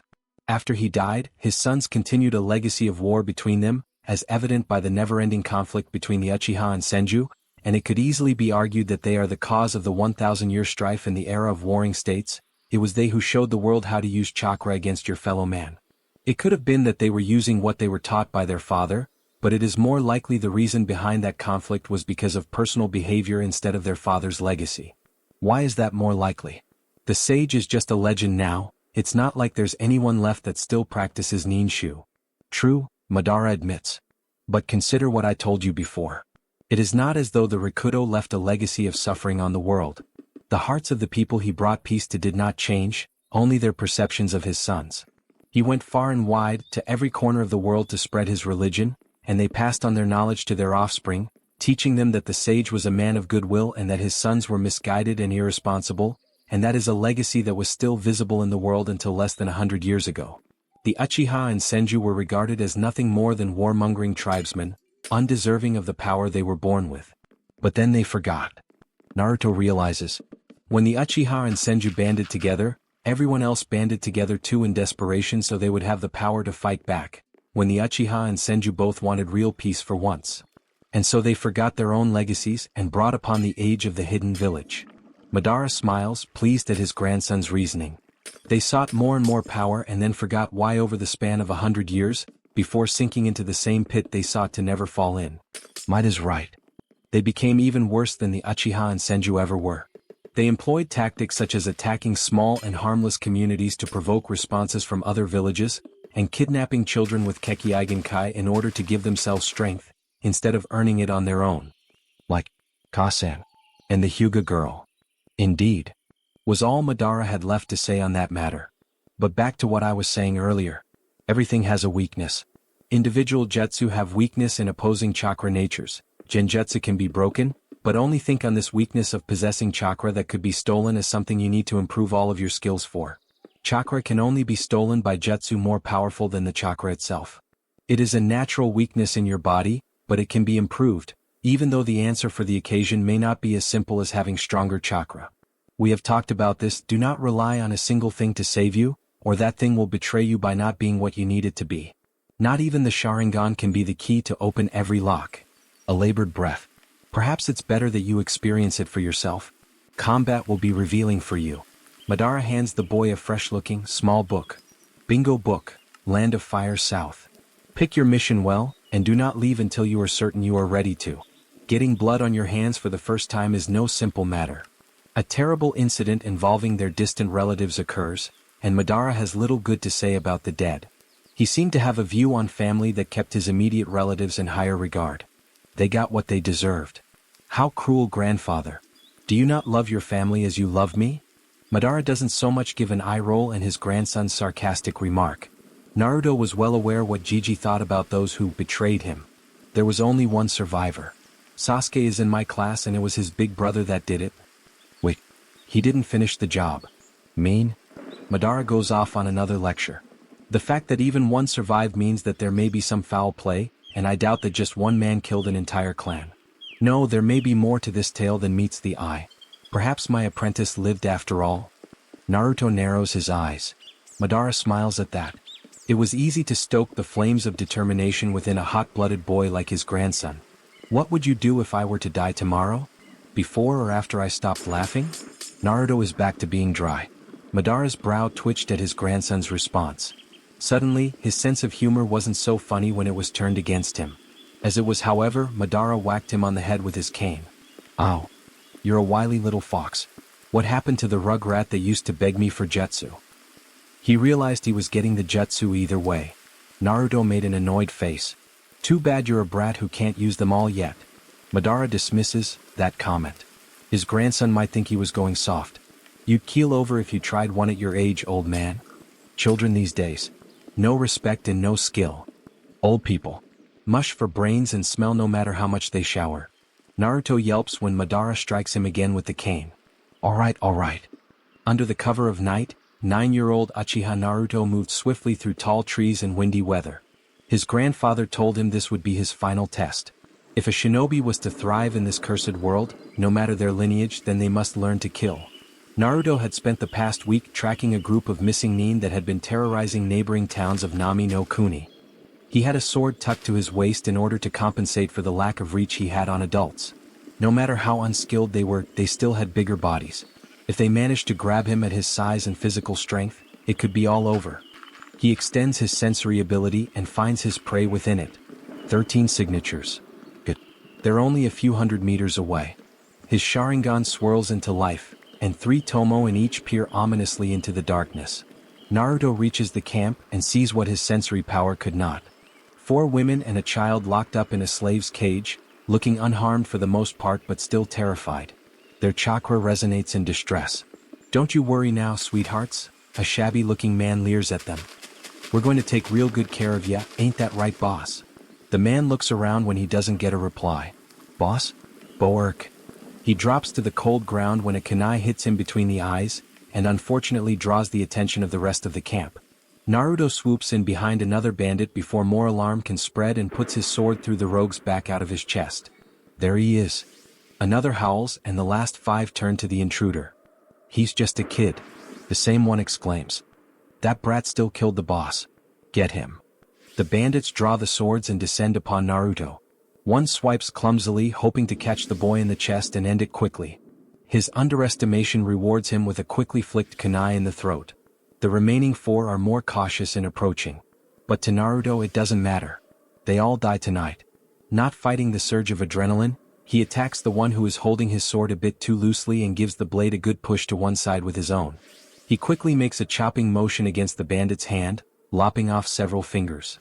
He is forced to dodge an incoming kick from another before he can finish the man off, and reels back when the erratic swipes attempt to make him flee. His attacker resembles a weed in the wind with how haphazardly his arms are moving, and all Naruto needs is one swift cut to the culprit's head, going straight down vertically from the top of his head, and when the sword stops, it is resting in between 2 halves of a nose. The last 2 attackers halt in their tracks unwillingly, and drop to ground like puppets with their strings cut upon gazing into Naruto's hypnotic eyes. Naruto has a perfect line to finish of the 2 unconscious bandits and the other one currently screaming his head off after losing his fingers. He sheathes his sword and weaves his hands through several hand signs as he takes a deep breath. Ketan, Gokaku no Jutsu. The screaming intensifies for only a moment, and disappears before their ashes do in the wind. Naruto escorts the terrified women and little girl to the nearest village, where he turns in the heads of the missing Nin and receives a hefty reward that he needs to seal into a scroll in order to take back home. They were bad people, Ji-san. Naruto reveals in a solemn tone. Really bad. He is under no illusions as to what they would have done to the women if he hadn't gotten there in time. His grandfather has given him the talks and lectures on issues like this, and tells him that there really are bad people like that in the world. The women, as a token of gratitude, swore not to speak a word of what he looks like to the authorities that question them. He wasn't one to pressure people after experiencing something like that, but he knows that he isn't strong enough to beat every enemy that would come after him for the mere fact that he has the Sharingan. Did you run into any problems? As usual, Madara is more concerned for his grandson than for some strangers, but he wasn't so callous to the point of being unsympathetic. Not a problem. Naruto stuffed some food into his mouth that Madara prepared for them both. I expected it to be more trouble than it was. And the fight itself? Naruto pauses before he can put more noodles into his mouth, and carefully considers his answer. It was fun. Naruto admits slowly. I could feel my heart pounding and dash. Madara stops him by putting a hand on his head and ruffling the black spikes. Now you have tasted true combat. Madara speaks gravely. But there will be many more foes in your future. Stronger and faster than the ones you fought. Do you understand a little of what it means to be strong now? Naruto swallows and nods. Madara has told him that experience was the only way to truly measure one's own strength, and he felt that the fight could have easily gone the other way if the enemy had only been a bit smarter and more aware of their surroundings. He understands now the mountain-sized difference between his strength and his grandfather's, and resolves to work twice as hard to obtain an even greater power. 11-year-old Naruto made his way to the hideout, his shoulder-length spiky black hair swishing with the wind. He decided he wanted his hairstyle to be like his grandfather's, and was allowing it to grow longer. He is so absorbed in his training that often he doesn't even bother going to the academy. Naruto doesn't think that he has the time to listen to the same old stuff on repeat for the next 2 years until he graduates and makes a greater effort to train himself past his current limits. His grandfather helps, of course, providing a wisdom that Naruto had never really appreciated up until his first kills little under 2 years ago. He absorbs everything that Madara has to say, masters every jutsu, and scrapes up every shred of energy he has to make himself not just stronger but the strongest. Madara lectures him in strategy, history and shinobi as a whole with their many styles and Kekkei, and pushes him to his absolute limit in taijutsu training. Swordplay, Genjutsu, Sharingan, Shuriken Jutsu and quite a bit of medical ninjutsu. There are many things to learn and Naruto wants to master them all. Naruto knows all the forms by now, but committing them to muscle memory and actually being strong enough to use them was a different story. On the days that his grandfather is too sickly to watch and help, Naruto would either train on his own or go to the academy if he was in need of a day to relax. He aces his exams and wipes the floor with everyone during taijutsu spars, and it frightens off the less confident students. Naruto also develops an interest in Fuinjutsu, not because of his heritage inclining him towards it but because he doesn't want to get caught by a seal that could potentially lead him to powerlessness. As with everything he learns, he studies this art rigorously. Not to mention that Fuinjutsu was basically untouched on seals or barriers that could enhance his training. His grandfather was the closest thing he had to Seal Master Sensei, but Madara hadn't actually needed them to train. Not when he had Hashirama constantly testing his mettle. Madara was only lesser to Hashirama in reputation. Konoha had made sure that it forgot how Madara had once been Hashirama's equal, rivaled him blow for blow, and was once regaled as an unstoppable monolith of power, even having Hashirama on the receiving end of what was possibly the only instance of Uchiha mercy up until that point. Better in a great many fields, taijutsu a mere one of them, but Hashirama gained a certain something that outclassed Madara, Senjutsu. If he had known where to learn Senjutsu at the time, perhaps he would have beaten Hashirama in the state he was without the Rinnegan or the man cells hitching a ride in his body to keep him alive. As someone with similar powers to Naruto, he made the perfect teacher to reach his full potential, and what he could not teach, Naruto had the time gifted from youth to seek out his answers. Eventually, Naruto just quits going to the academy. He was required to sit in a meeting to discuss his future, with the Hokage and 4 academy administrators to make it evident that the program was not helping him grow, and since early graduation was prohibited after the Uchiha incident, he had nothing to do in class besides go over the same points he already knew several times a day. Mind-numbing. Tsunade agreed easily, telling him only to train even harder with the time given to him, and as she did so the academy admins folded like wet paper and their arguments disappeared into nothingness. He was still required to show up for at least 6 months a year in order to make sure his literacy skills were up to scratch, and also to instill some of that Konoha spirit, but 6 months a year to train in exchange was a worthy sacrifice. So he had 2 years to train himself as much as possible before being tossed into genin life. He hoped that the pay was alright. Looking around to make sure he wasn't being followed, and sensing around for good measure, he carefully enters the hideout as usual. Something was off though. Gigi was weaker, but he could still usually at least feel his presence. He couldn't feel his grandfather's chakra. Ji-san? Naruto called out, voice echoing through the cave. Naruto made his way further and spotted his grandfather sitting in his usual chair. But something was wrong. Naruto still couldn't sense the strong chakra that should be there. Gigi? Naruto tried again. He tried to shake his grandfather awake. No response. Wake up, Ji-san. Naruto shook harder in panic. His mind registered the ugly truth, but the boy still wanted his grandfather to wake up. Naruto collapsed to his knees and for the second time he could remember, broke down crying. He sat there on the dirty cave floor and remembered the times he shared with the last of his family. 6 months later. Tsunade smiles as the young Uzumaki enters her office. Naruto picks the days well to ask for help, seeing as no one else was around. Happy 12th birthday, Naruto. More stern and serious than she remembers. Thank you, Hokage-sama. Whatcha here for? She asks him casually. I want to take the graduation exam. You have good timing. Your age group is about to go through their own exam. If you can wait 2 weeks, you can take the test with them. I can. Naruto replied simply. Good, Tsunade smiled. I need you to wait while my assistants get the paperwork ready. You will need to attend the last few weeks, but I probably won't be able to get you in time if you sign up any later. Are you sure you still want to go through with it? I'm sure. I do not want to wait any longer than I need to. Alright then. Take a seat in the waiting room. Shizen will be there as soon as she can to help you fill in the forms. Soon being 10 minutes later, and yet it still felt like forever. Uzumaki Naruto? Shizen calls. Naruto stood up and approached her, glad the eternity of waiting was fading away. Sorry to keep you waiting, Shizen gives a sheepish smile. It's been pretty intense with the genin exams coming up. There are quite a few clan heirs in this class, so we need to run things by their parents a bit more than usual. Just put down your details here so we can put you into the academy system.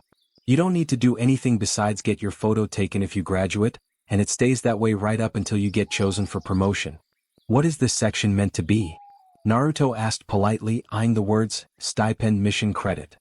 Oh, this means that people who aren't supported by their families will still receive a stipend from the village until they are qualified to start taking on more missions and support themselves.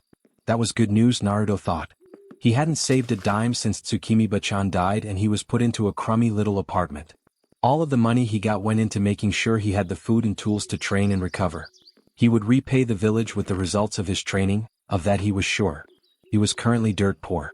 Naruto signs all he needs to, determination still burning in his heart. I'll make you proud, old man. Good morning, Naruto-kun.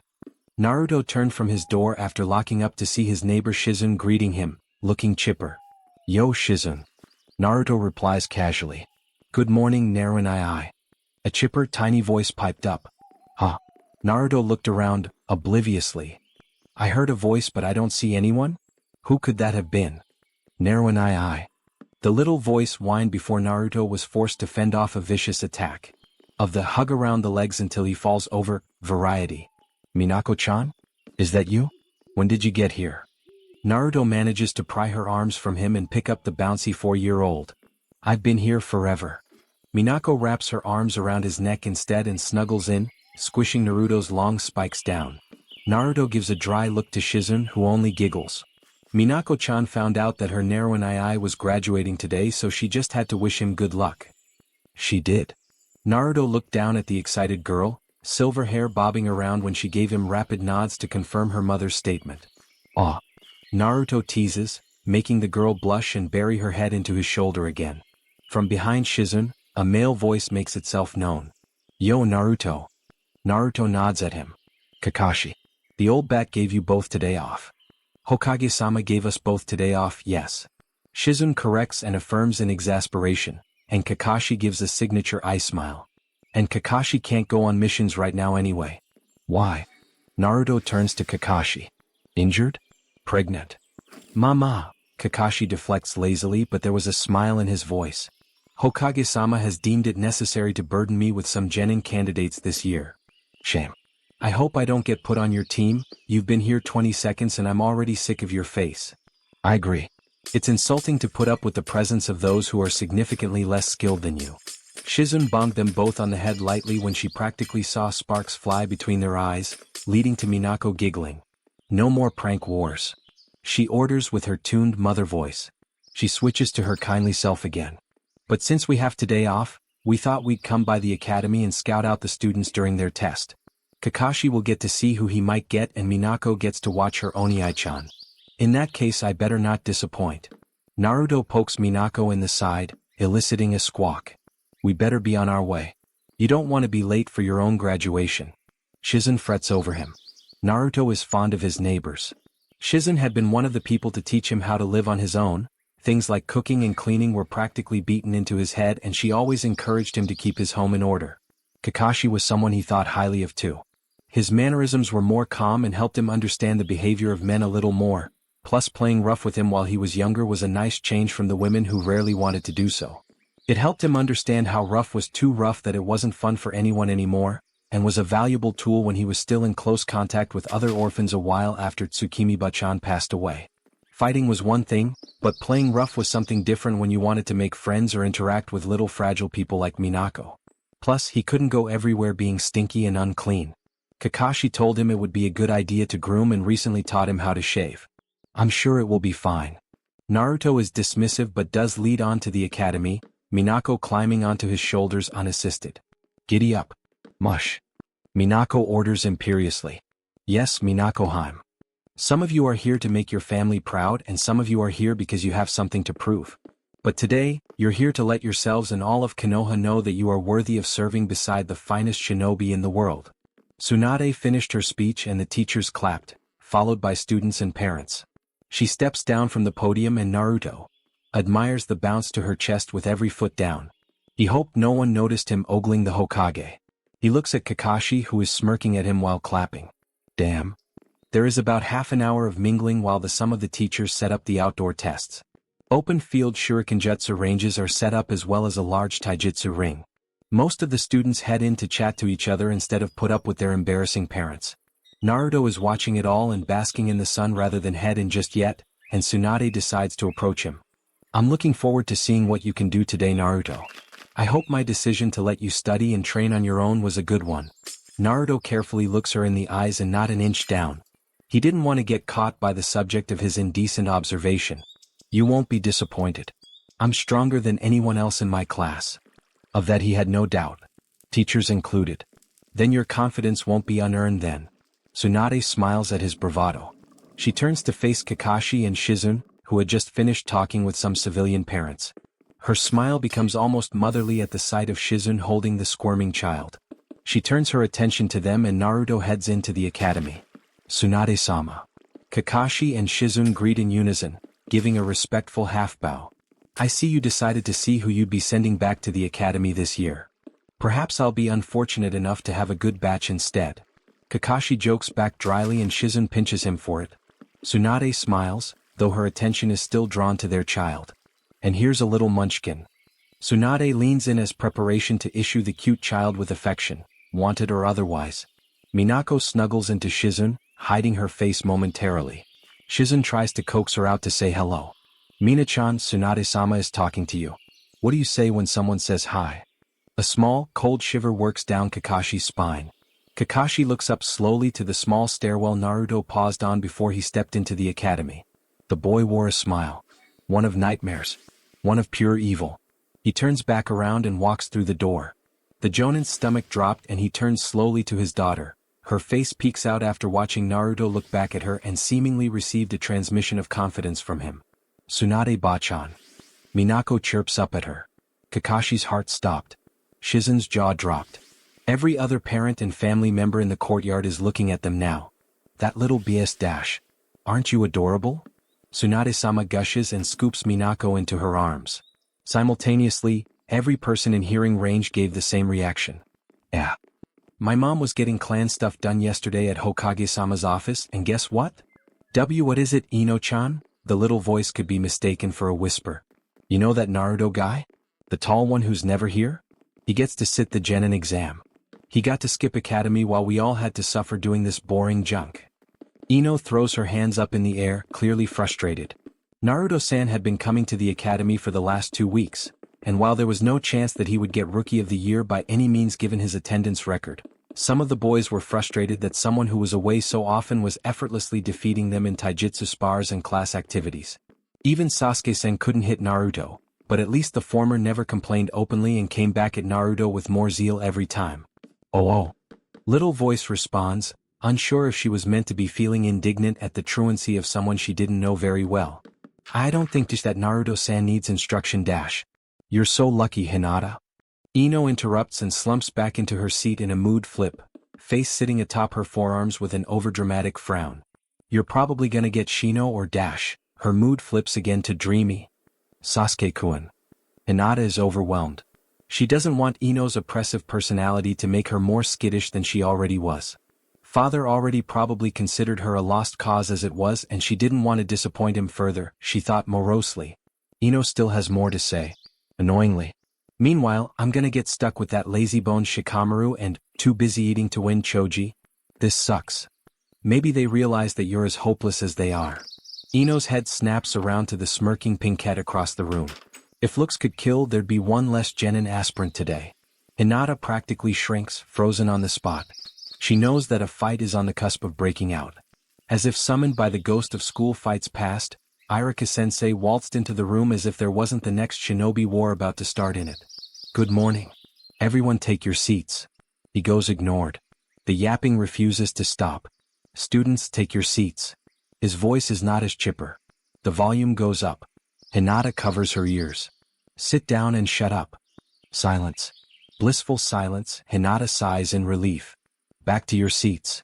Irika glances over the students suspiciously before his expression evens out. Don't make your last day here a bad one. You still need to pass this test, so I want all of you to act as befitting a shinobi. Professional. Do you understand? Yes, Irika-sensei. The droning chorus confirms.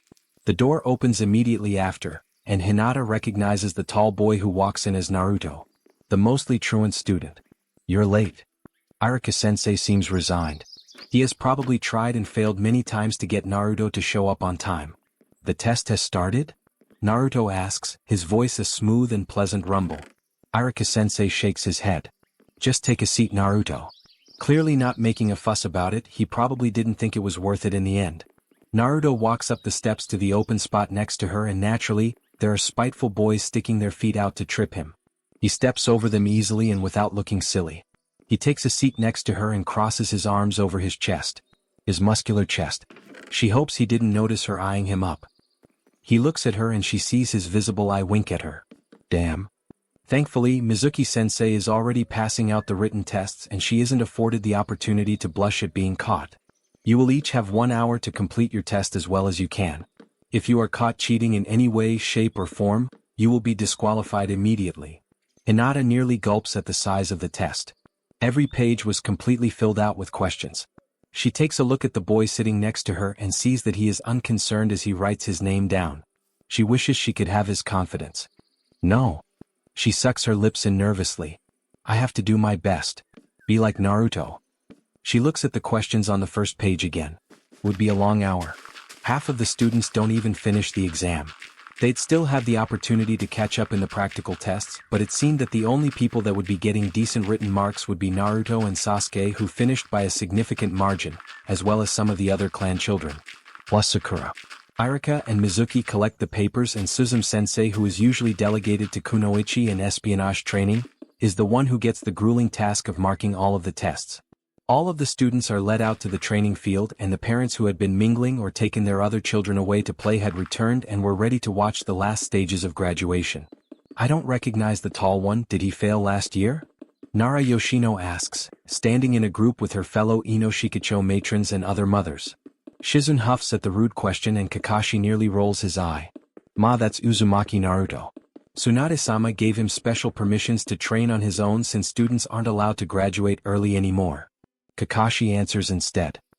He must be very skilled then. Yoshino replies with a somewhat dubious tone. Kakashi smiles and replies, preventing Shizen from saying something. I'm sure we'll get to see shortly. He claps politely on seeing a civilian student get an above-average score, along with the rest of the parents. And they do. Once Sasuke displayed his own impressive shuriken jutsu, Naruto was quick to match his perfect score shortly after. Go Naruto I. Minako cheers joyfully. There was a smatter of laughter and another round of polite applause. Next up is ninjutsu. Irika leads the students to a more open area, and the parents shuffle along the boundary of the children so they could all watch clearly. The students come forward in the same order they were called previously, and Shizen has something to say about one particular candidate. She has remarkable control for someone so young. She comments admirably. Haruno was it? She could make a medic nin if she trains some more. A pair of civilians beam at the praise of the daughter. Uchiha Sasuke. Squeals echo from nearly every young girl and Kakashi openly rolls his eye this time. Sasuke makes 2 perfect clones, performs an unusually fast substitution and follows with an impressive transformation into Irika. Not bad. Kakashi gives his own comment.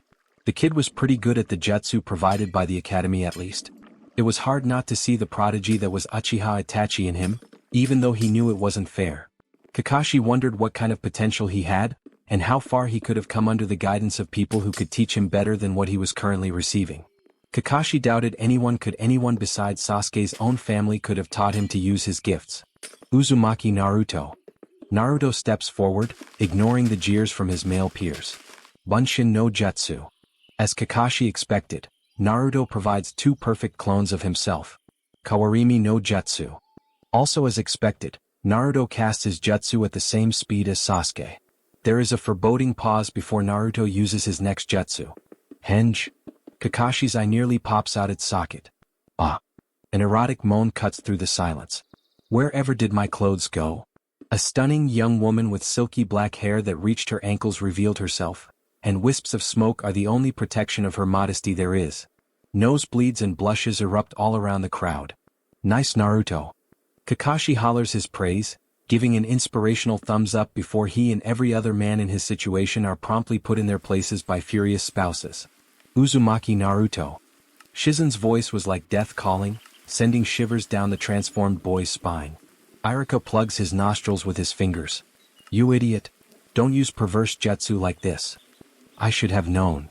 Tsunade, who had been mostly silent thus far, slaps her forehead in exasperation. Of course a young boy left to play with jutsu on his own would do something ridiculous like this. The crowd calms down and Naruto dispels the transformation, although glares from every female including the Hokage are enough to keep him behaved for the moment. He transforms into Irika flawlessly, and it is the concluding jutsu of the exams. Next is Taijutsu.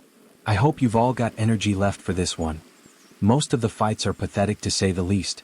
Even a pair of the famed Inoshikacho trio children aren't happy to engage in a taijutsu spar. Shikamaru throws lazy unenthused punches at Choji and Choji barely deflects them at all. It could be suspected by any observer that they only put up the display at all was because their mothers were watching. Honestly, that boy. Yoshino gripes and Choji's mother also gives an over-the-top sigh. The boys are rewarded with poor marks. Kiba and Shino provide a more interesting matchup, something their mother and father respectively seem happy about. Your boy is as gifted as you were with your clan's signature style. Aburama Shibi compliments after said boy defeats Shino. He's got the vigor for it. Tsum agrees with a proud smirk. But he really needs to learn not to just throw himself around like that. The mini you nearly took it from him with that blind spot attack in the middle. Goes to show brains matters just as much, huh? Shibi nods in agreement, silently impressed that his son had the will to fight even knowing he was outmatched. Uchiha Sasuke and Uzumaki Naruto. Step forward please. Both students form the seal of confrontation before moving into more comfortable positions. Kakashi observes Naruto and Sasuke through the ear-rattling noise generated by fangirls, and sees that Sasuke looks quite pumped up. Naruto too takes on a more serious demeanor. He hadn't actually seen Naruto use shinobi techniques before. Their relationship was more akin to uncle and nephew than teacher and student. For him it was quite bizarre to see him take an unrecognizable taijutsu stance, and look more akin to a seasoned warrior instead of the teasing big brother and semi-prankster that stayed up far past his bedtime. He knew that the Naruto knew wasn't just a mask, there was real joviality in him, but he couldn't help but wonder how much Naruto was hiding if he could display such technique with seemingly no influence from the shinobi forces. Are you both ready? Mizuki is proctoring this time, raising his arm into the air. Naruto and Sasuke nod. Hajime. Sasuke rushes Naruto with impressive speed and tries to kick Naruto's legs while throwing the first punch. Naruto strafes instead of moving backwards and sweeps Sasuke's legs from the side. Mid-fall, Sasuke spins and flings an axe kick quickly enough that Naruto catches it with his hand. Naruto isn't content to let Sasuke control the fight and throws a punch with his free hand that collides with Sasuke's chest and knocks the wind out of him. Sasuke blocks the follow-up strike and tries to disrupt Naruto's footing by swinging over his head. Naruto lets go of the foot he's clinging to instead of falling for it and springs into a kick at his opponent's stomach, sending him tumbling away. The Uchiha boy rights himself immediately and is forced to defend from the larger and faster Naruto, who has decided to take the lead. Rather than try to block, he deflects and again tries gaining the advantage by controlling Naruto's footwork. The other boy is quick meet every retaliation kick with steady leg blocks. This is not two students fighting. Kakashi is floored by the speed and skill. This isn't even two genin fighting. Sasuke strafes and dips low. He goes for a strong kick to get Naruto in the air, but it doesn't work on the faster boy. Naruto reeled back instead of blocking and attacks as Sasuke reaches full extension. Sasuke does a push-up and thrusts another kick too, which is pushed away roughly enough to flip him and expose his chest. A powerful kick is the greeting for it, sending Sasuke rolling across the ground again. The academy teacher seems content to merely watch on as the spar gets rougher. Naruto has yet to take a hit, but Sasuke still seems to have energy despite the strong blows. You've gotten stronger, Sasuke. Naruto grins, looking quite pleased, and the seriousness bleeds away. Come at me. Let's dance some more. Sasuke throws himself into a high-speed flurry and kicks, punches and deflections. Naruto's hair billows as the pace of the fight continues to climb, and he answers every strike faster and stronger than Sasuke can match. Sasuke's face gets red from exertion and Naruto is happy as escalate. The shorter boy's form begins to deteriorate but keeps up his vicious assault with cry of adrenaline-fueled vigor. Unreal. Sum utters beside them. She is as stunned as he is. Those boys aren't anything to scoff at. Kakashi mostly ignores it, his eye is wide as he notices one thing that he doubted the others had yet. Sasuke's steam was running low, but he seemed to be reacting better than before. His moves are more efficient despite being tired and is doing better at defending from Naruto's blows than before. He is too tired out to attack effectively, but his movement was more fluid. He immediately realized what had happened when the glint of Sasuke's eyes was revealed. This spar has gone on too long. Shibi disapproves, probably having caught on Oswell. It is unusual that this is allowed to continue. Kakashi silently agreed with the assessment. It had escalated too far if it could incite a change of that magnitude in Sasuke. It could be the emotional frustration at losing or being pushed harder than he had ever before. But there would be people pleased with this development. The instructor Mizuki seemingly comes to his senses once everyone else has caught on to the change, and calls out the result. This spar is over. Uzumaki Naruto and Uchiha Sasuke receive full marks. Sasuke slumps instantly, having been drained of all his stamina. Cheers erupt at the display of taijutsu prowess. Unsurprisingly, no one had expected to see that when they came here today. Naruto walks over to Sasuke while the girls crowd around the fallen boy. He at least gets a clear view of Sasuke's face. I guess I should congratulate you, Sasuke. The panting boy manages to get a look at Naruto through the fangirls blotting out the sun around him. Naruto pays no heed and sticks out two fingers. The start of the sign of reconciliation. Sasuke takes them in his own without thinking and is pulled to his feet. Along with two helpful females. Naruto pulls out a kunai slowly and angles it squarely for Sasuke. The boy looks at the reflection of his eyes in stunned disbelief before he collapses again. Oh no, Sasuke-kun. Most of the attending adults exchange their own looks of disbelief. Much time is wasted as they discuss the happenings of the fight and the noise level steadily increases. Irika is quick to rush over with a bottle of water. Drink it slow, Sasuke-kun. We don't want you throwing it back up again. Sasuke nods placidly, the most cooperative he'd ever been for Irika. Said teacher looked over at Mizuki with a questioning look, clearly wondering if the other instructor was up to something but decided to leave it for later. Shizune naturally head over as well and bullies the young girls out of the way, using a diagnosis jutsu on Sasuke's forehead. He's perfectly fine, just physically exhausted and a bit battered. Her hands start to glow as she transferred a small amount of chakra into him and provided some first aid to his developing bruises. A younger voice has even more to say. That was amazing, Oniai-chan. You were all like fwa. And he was like blow. And then dash. Irika and Mizuki quickly tally up the results of the practical exams along with Suzume, who brought out her own. A couple of genin who had been tasked with helping out the academy today were the ones to set up a display table with fresh, brand new Konoha headbands. The blue fabric didn't have so much as a speck of dust. Generally exam results were kept private, but seeing as a considerable amount of clan children would be participating in the graduation, it was decided that a spectacle would be made out of it to help provide motivation to students who didn't pass, and show parents who weren't as keen on the shinobi business as clan parents were what was required of their kids to help guide them better. Students who didn't pass the exam would be held back and provided a same-day retest, and if they failed their second attempt they'd be brought in with their guardian to determine if they were to stay another few months to get them in fighting shape or have them drop out entirely and pursue conventional civilian education. Never let it be said that Konoha doesn't give ample opportunity for growth in its walls. Although today's display may have the opposite of the intended effect. Seeing a pair of boys outclass them in such a way might dampen one's motivation and stop them from being shinobi at all. The aggressive and unnecessarily violent spar was eye-opening for some. But seeing as it was the last spar of the day, hopefully the graduates would be encouraged to work harder. Or at least have their parents make them work harder. Uchiha Sasuke, step forward please. The exhausted Uchiha stand to attention in front of Irika. Today you have proven to yourself and Konoha that you will be an excellent and worthy addition to our shinobi. You received the title of Rookie of the Year for your dedication. Congratulations on becoming a genin. Claps sound all around and enthusiastic cheers come from a cooing squad of girls. Hooray for Sasuke-kun. Ino and Sakura shout in unison before glaring at each other. Sasuke ties the forehead protector around his head and takes his seat again quietly. This time he is right beside Naruto. Uzumaki Naruto. Step forward please. Said boy stands and his spot on the ground is taken instantly by a dog pile of frothing fangirls. Naruto. Irika starts with a smile. I'll admit that I didn't expect what we got out of you today, but I see that Tsunade-sama's intuition has proven right again. Wear this with pride and welcome to the forces. I know you'll make a fine Konoha shinobi. Thank you. Naruto answers politely and ties up his own forehead protector. Thankfully for him there is plenty of free space this time. There is applause for him as well. That concludes your graduation. I am honored to have taught such fine young shinobi. Irika is soft-hearted and can't help the wide and proud smile. You've only got one day left, I swear. Come back tomorrow morning for your assignment to your genin squad. Naruto is accosted by the people he arrived with. My goodness. When were you going to tell us you could do that? I wasn't. Naruto replies honestly, adjusting his headband to try and get a good fit. Didn't think that it mattered.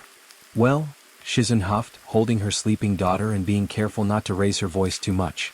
Irika-sensei wasn't lying, you're going to make an excellent shinobi if you keep that performance up. It's kinda weird that Mizuki-sensei had it go on for so long though, but it's cool that Sasuke got the Sharingan. Naruto ponders thoughtfully. Indeed it was.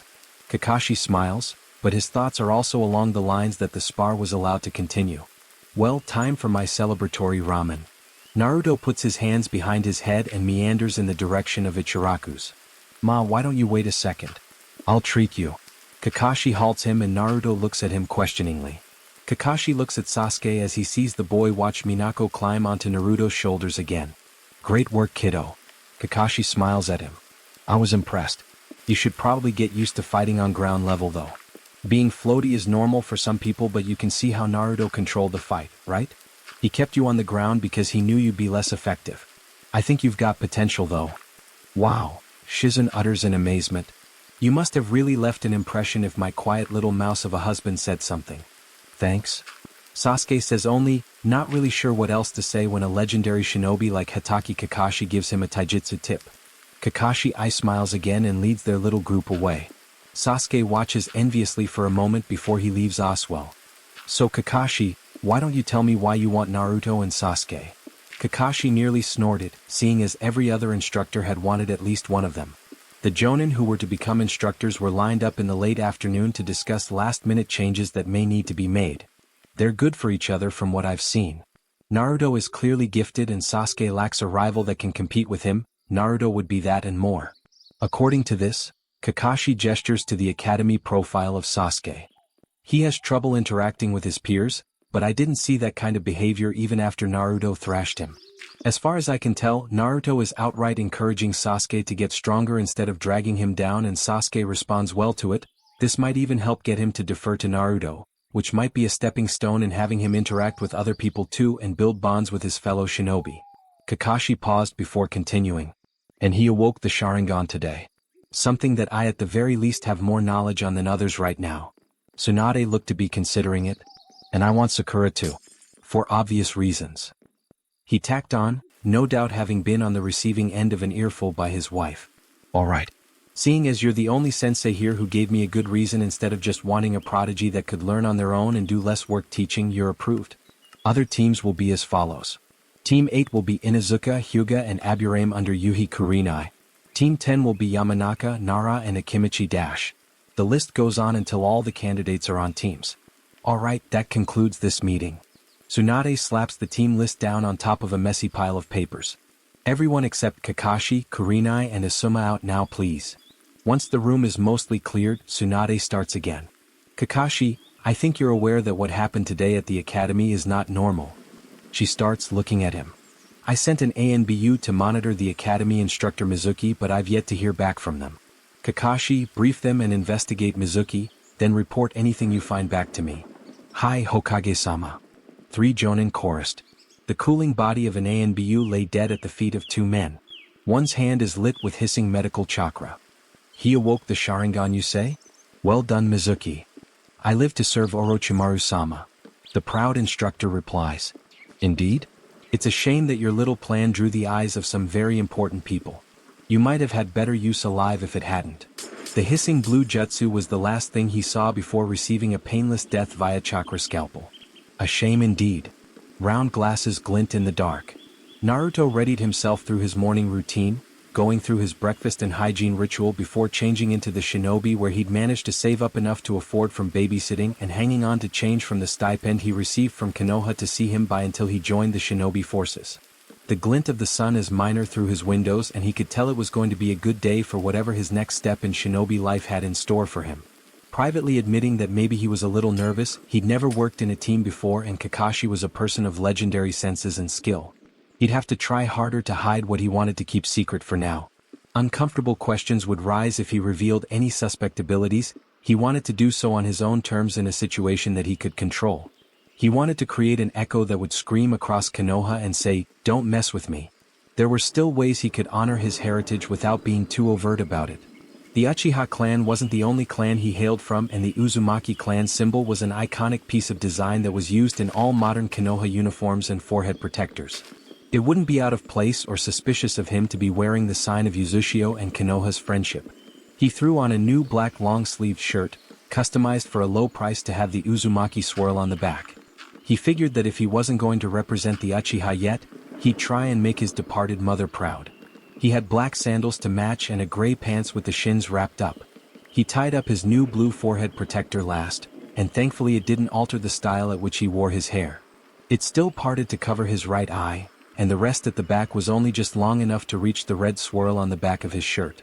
Naruto tidied up and finishes his dishes before grabbing his tool pouch and securing it to his belt. He opens the door, is greeted by the morning sun, still casting shadows in the street of apartments. His senses told him that Kakashi was still in next door and that his chakra was still and unwound, likely meaning that he was still asleep. He pitied the team that got him as their sensei. The Uzumaki boy begins a slow trek back to the academy and decides to practice his sensing on the way. He could accurately determine the number of people nearby, the levels of chakra they had, the rhythm of their chakra to determine if they were resting or under genjutsu and how strong their chakra was, which he could to some degree sense what chakra nature they possessed. But as with all things, there was room for improvement. One of Madara's lessons was, how do you take what you know to the next level? It was all well and good being gifted with abilities, but what good were they if they could not be taken to a degree that made them functionally better, as in the case of his mind's eye of the Kagura sensing ability? It was said to be an extraordinary and multi-purpose sensing technique, and yet Naruto could barely sense 20 meters down the street before everything got fuzzy and inaccurate to him. He admitted to neglecting his training in that regard and resolved to do better with himself. He couldn't always make excuses by only training the things he found most interesting and got the best results from doing. Even though it was boring, Naruto thought about a phrase that got passed around a lot when in the orphanage. Nothing worth having comes easy. He immediately bumps into someone when he closes his eyes for a moment to focus. Trying to see without your eyes was quite the challenge. Pardon me? Naruto says to the back of the woman he knocked slightly. It's fine, the woman replies, her voice having a distinct maturity to it. But you should probably walk with your eyes open, any? The risk of embarrassing myself helps me improve my sensory abilities. Naruto gives his poor excuse and hopes it's enough to deflect if she's actually upset about it. She cracks a smile and Naruto counts it as a victory. A censor, huh? The man with her speaks up, sounding surprised as he plucks a cigarette from his mouth. Sounds like your sensei got lucky. I'm Kurenai and this is Asuma. The beautiful woman introduces.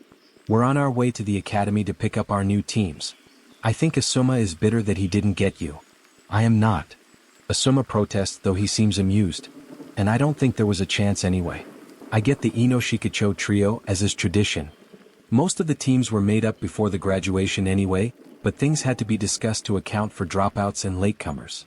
Kurenai reveals, apparently not seeing any need to be secretive with the information. She's bitter that she didn't get you either. Asuma clearly fibs. Ignore him. Kurenai says even as she elbows him in the ribs. Don't tell me that I got Kakashi then? Naruto surmises that there aren't many options left. He wasn't ignorant to the fact that as someone who was relatively high profile in the way of genes and thus far displayed performance, someone like him wasn't going to get an unproven sensei who lacked the knowledge to help him reach his potential. The higher-ups didn't know that Naruto knew of his heritage, but if he could turn out even half as strong as his father who was the Hokage, then clearly it would be a good investment to give him a talented and powerful teacher. The way Kurenai and Asuma exchange amused glances gives it away. Naruto sighs but doesn't complain. Even a tardy teacher can be a good one. Well, sorry for bumping into you but I should set an example to my sensei by showing up on time. Naruto excuses himself, leaving the pair of jonin to chuckle at his back. The sensei exchanged a look. Did you feel his chakra? Asuma asked lowly. He was no censor but being close enough to anyone using a jutsu could give off the feel of their inner power. Yes, it's insane. He has to have nearly as much chakra as Kakashi and nearly as strong too.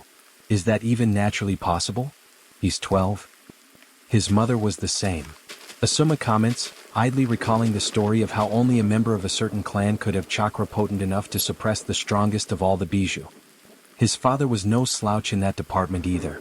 I don't think Kakashi has come close to that level, and he's older now than Yandame-sama was when he passed. Still, Kurenai thought on how dangerous that kind of potential could be in the hands of an enemy manipulator. Kakashi really is the only choice to teach him. Yeah. Asuma agrees, taking a drag of his cigarette. If he were younger, he'd try to bluster and reason that he could be the teacher of someone like that. But Hatake Kakashi was on a different level. Elite among elites, and seemingly only better now that his mental state had evened out. Kakashi was the only person who could teach and protect a unit of prodigies while they were developing. Regardless of what anyone wanted, Naruto could only be taught by Kakashi. Naruto doesn't savor the glares from both the girls and boys as he steps into the classroom. There are a scant few people who aren't annoyed with his presence. Included among them was Sasuke himself. He could sense the change in Sasuke's chakra that the awakening of the Sharingan had triggered, but it seemed he'd recovered well enough from Shizen's tending to his injuries. It's annoying that he has to put up with looks like that. What had he done wrong really? Beat up another student who was perfectly happy to fight him? The boys he could understand. He knew that it sucked feeling like you're second best or being outshined in every way. He wasn't angry with those looks because he knew the ones with strong will would use that as motivation to grow, while the weak would complain about how unfair it was. There were several among them that just didn't care and would do things at their own pace. He could see reason in that, at least even if he couldn't see himself doing the same. Sasuke hadn't been holding back and Naruto saw opportunity there. The other boy wasn't afraid to use his strength. Naruto felt like he could use someone like that as a sounding board for taijutsu practice. If he could convince Sasuke to spar with him regularly, then it would be like having an ideal training partner. Both of them could learn to combat each other when the other threw something new at them. The fangirls didn't understand that it was a good thing for Sasuke to meet someone who wasn't willing to just let himself get knocked over, but he supposed the blame wasn't solely on their shoulders. They were only kids, and kids didn't think like adults or people who are obsessed with strength. Maybe it was in the nature of those descended from the sage to be obsessive. Whether it be power or love, No one had accused Uchiha, Senju or Uzumaki of being entirely sane. Smart but not normal. He takes a seat next to Sasuke, which is miraculously empty. Most likely case being that the two boldest declarers of Sasuke's affections, Ino and Sakura, were comparatively more aggressive and competitive to get his attention, and it probably didn't end well for any other female that took up seat next to him. The males didn't seem to be friends with Sasuke, and it was easier to talk to your friends in class when you were right next to them. Yo. Sorry for the beatdown yesterday, but I'm not going easy on you if we get on the same team. Naruto delivers a lackadaisical and frankly not sorry apology. Chin. Is Sasuke's opener. It's fine. It worked out in the end. Oh. Are you talking about your Kekkei Kai? Naruto tries to bait Sasuke into communicating with him more. Sasuke looks at Naruto and activates his Sharingan. Naruto doesn't flinch, the juvenile state of his eyes posed no threat to him. There was a single tomo in each. It seems to startle a few of the students. Yes, I learned from you as well. Don't think that our next spar will be the same. Sasuke deactivates his eyes after seemingly assessing Naruto's chakra network. I should hope not. It's hard to grow stronger when you fight weaker people. Naruto said, though his eyes cast over to one of the boys on the other end of the room. Not that weak people aren't capable of extraordinary things. I hear that the Nara clan is full of strategists who wield a unique and useful jutsu. I suppose. Sasuke said only. He probably didn't understand the value of people like that yet. Did Hatake Kakashi train you? The question is a little awkward, but given that this is the most he'd heard Sasuke speak, it was probably a good sign he was even being spoken to. Nah, he's my neighbor. He pays me to babysit sometimes, but that's about it. Naruto doesn't mention what he thinks of Kakashi. It wasn't really anyone's business if he liked or disliked someone. Their conversation was halted by the noisy entrance of Sakura and Ino. My toe was in the door first. I win, I sit next to Sasuke-kun. Like hell, forehead girl. Stomping up the steps to where Sasuke was usually seated, their violent tendencies are halted by the sight of Naruto in the chair they both wanted. Sorry ladies. Sasuke-kun is mine now.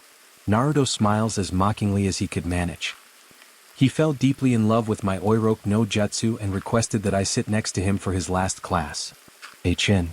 Sasuke visibly cringes at Naruto's words, making said boy smile wider. You can sit next to him this once. Ino's words are spat out contemptuously, but her eyes show fear at the thought of making Naruto angry. Sakura glares at him too, but neither girl offer anything more than dirty looks after the display during graduation. Naruto doesn't miss the near-silent sigh of relief from Sasuke. It seemed Naruto was his savior. Irika walks into the room and prevents the awkward glare down about to start between the two outspoken girls. Alright, I think I've kept you all waiting long enough. Irika begins to call out the team list. Team 3 will be dash. Civilians. And it remains civilian students until he gets to Naruto's team. Some teams were still in rotation, so a few were skipped. Team 7. Uchiha Sasuke. Haruno Sakura dash. Yes. No. Ahem. And Uzumaki Naruto. Your sensei will be Hatake Kakashi. Naruto listens to the rest of the listings. Classic Ino Shikacho, a recon tracking squad, and some other teams likely thrown together based on teamwork capacity rather than skill sets. Slowly but surely, each sensei comes to pick up their teams, and Naruto knows that Team 7 has the misfortune of having to wait for Kakashi, who he knows is still asleep. This sucks. He says mostly to himself. You said he's your neighbor. Can't we just go get him? Sasuke suggests. That's probably not a good idea. Kakashi is normally an early riser, so he must have been kept up late for an emergency or something. And I don't really want to get accused of stalking our sensei. Naruto thought it would be a bit too rude to go knocking on Kakashi's door. In any case, nobody said we couldn't utilize this time. I think I'll practice my sensory jutsu. Chin. Sakura looked unsure and eventually bored, as all she could do was go over the old textbooks on the shelves. Poor kids. Asuma said pityingly, parting ways with Kurenai after collecting their teams together. Kakashi dismissed them both shortly after finding not just the body of the suspicious academy instructor, but one of an ANBU Oswell. It was standard practice to dispose of ANBU corpses carefully, and the incident had occurred within Konoha's walls. An investigation like that was beyond his and Kurenai's pay grade, and the responsibility now rested in the hands of internal investigations. But, Sensei. His new female student whined. How come I get stuck with these two? I got some of the best marks in all our class. I should be one Sasuke-kun's team. Troublesome. is Shikamaru's bored reply. It won't be so bad with us, will it, Ino? Choji asked innocently. Ino falters a bit. The Ino Shikacho trio is a famous collaborative team of particular clans. Maybe your old man hasn't told you, but the teamwork of the last trio was legendary, just as the previous team was and the one before that. Asuma's voice is stern. At least be happy that you're part of an effective combo and on a team with people that don't hate you. Most genin don't get that luxury. Shikamaru and Choji look up at Asuma now. Or, you could be. If not for one small detail. What detail? Shikamaru asks/demands with narrowed eyes. Asuma smiled. You're not really genin yet. You still need to prove you're worth my time training you. What? Ino's voice explodes in fury. Your former classmates are a bit unlucky. Their sensei isn't going to be up for a while after how busy he was last night. And Naruto-kun doesn't like to waste his time. Hinata stammers out quietly. He won't sit still for long. Who cares what that asshole is doing? What are you gonna teach us, sensei? Kiba bursts out, clearly brimming with energy at the thought of training and finally doing something that wasn't schoolwork. Kurenai levels him with a red-eyed glare and makes Kiba flinch. Shino wisely remains silent. Don't be rude. You three are in for an unpleasant surprise if you think the academy was the hardest thing you're going to be doing as a shinobi. In fact, you're going to prove to me that my time is better spent teaching you than going on regular missions. I still have one last test for you, and if you fail, back to the academy for another year. Kurenai finished with a grim smile. The three genin look up at her in horror. Naruto wasn't brooding, he promised himself. He was just a tad frustrated at his sensei being late. 3 hours late. Yo. Kakashi finally deigns to greet his students from the door. Sorry I'm late, guys, a black cat crossed my path so I had to go the long way. 3 equal deadpan looks. Kakashi coughed in the awkward silence. Anyway, let's have a nice chat on the roof. And walks out the classroom door. The three genin plod after him all the way up and they eventually find themselves in a decorative little rooftop balcony, well shaded for students' lunchtime leisure. Introduce yourselves, Likes, dislikes, any dreams and hobbies. Why don't you go first, sensei? Sakura asks him shyly. He nods, couldn't hurt, right? Well, I'm Hatake Kakashi. I have no desire to tell you my likes and dislikes. My dreams for the future. Kakashi trails off boredly. 3 expectant looks. As for my hobbies, I have lots of hobbies. Useless. Weird old man. Just his name? Sasuke, Naruto's and Sakura's simultaneous thoughts. You first, Sakura-chan. He gives an eye smile at her dull look. My name is Haruno Sakura. I like. A distant and dreamy look at Sasuke. I dislike Ino Pig. She develops a fiery look. My dreams include. Back to point 1. Oh brother. What an emotional spectrum. Ichen. Kakashi, Naruto's and Sasuke's thoughts were all unexpressed outwardly and remarkably similar inwardly. Well, Naruto starts off, shaking off his dry reaction. I'm Uzumaki Naruto. I like training and cute girls. Sakura growls and Naruto fights hard to keep the smile out of his voice. I dislike when people underestimate me. Dreams? I want to have a big family that I can be strong enough to protect. In the confines of Sakura's mind, an inner voice asks. And hobbies, well, I don't mind learning new things, I guess. Naruto finished lamely on realizing that his only real hobbies was training and winding people up. Kakashi nods. Many orphans expressed desire to have family. The teams he'd rejected before had many of the same answers in that regard. The devastating incident 12 years ago had left early scars on Konoha's youth. How about you, Sasuke-kun? Anything to share with the team? Uchiha Sasuke. I don't like or dislike much. My goal? I wish to restore my clan. His mood shifts slightly darker. And to kill a certain man. Scary. Sakura thought, gulping a little. She didn't know Sasuke-kun had such ambition. Naruto doesn't think anything in particular. He feels only a wave of understanding. Well, Kakashi claps his hands together, effectively breaking the uncomfortable silence. It's good that you all know each other now. I hope you continue to be friends after one of you goes back to the academy. What? Naruto voices the confusion he and his teammates are struck by. Kakashi jiggles 2 bells tied to a hoop on his pants. I don't really have the time or desire to train 3 needy students. We're going to have a little survival test, shall we say? You 3 are going to try your best to get these bells from me, and the one of you who doesn't manage to get one, bad luck. Kakashi is entirely too jovial. Sakura jitters in place, obviously scared at the thought of competing with Sasuke-kun and Naruto. They won't hesitate to fight me for a bell. She thought in panic and looked at Naruto. I have to trick him. There's no way I can't be on Sasuke-kun's team. Meet me at training ground 7. Alright. You three have until sundown to get these 2 bells from me. Ready? Kakashi begins a markdown. All 3 genin tense. Set. Go.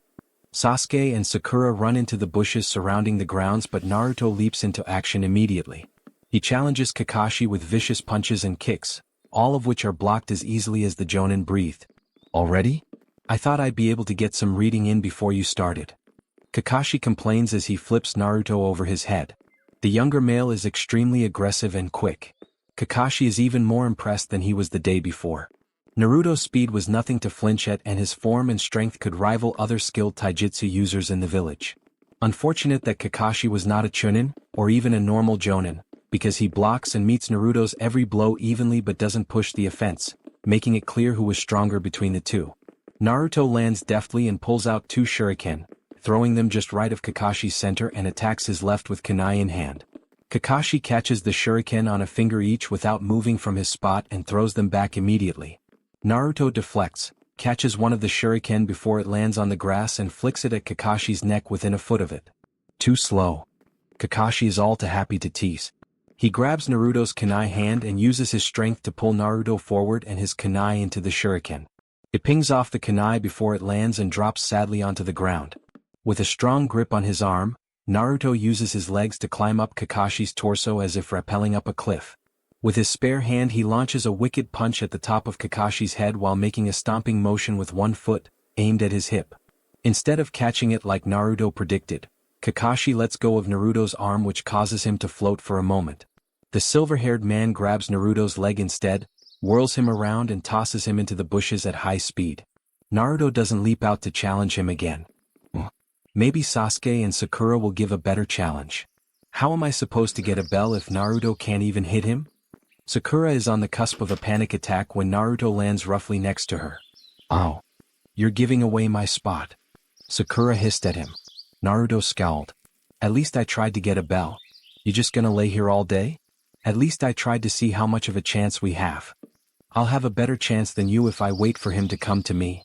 The tall boy considered the chance of capturing Kakashi by leading him into a trap, but saw a flaw immediately. We're the ones that need to get the bells. Not the other way around.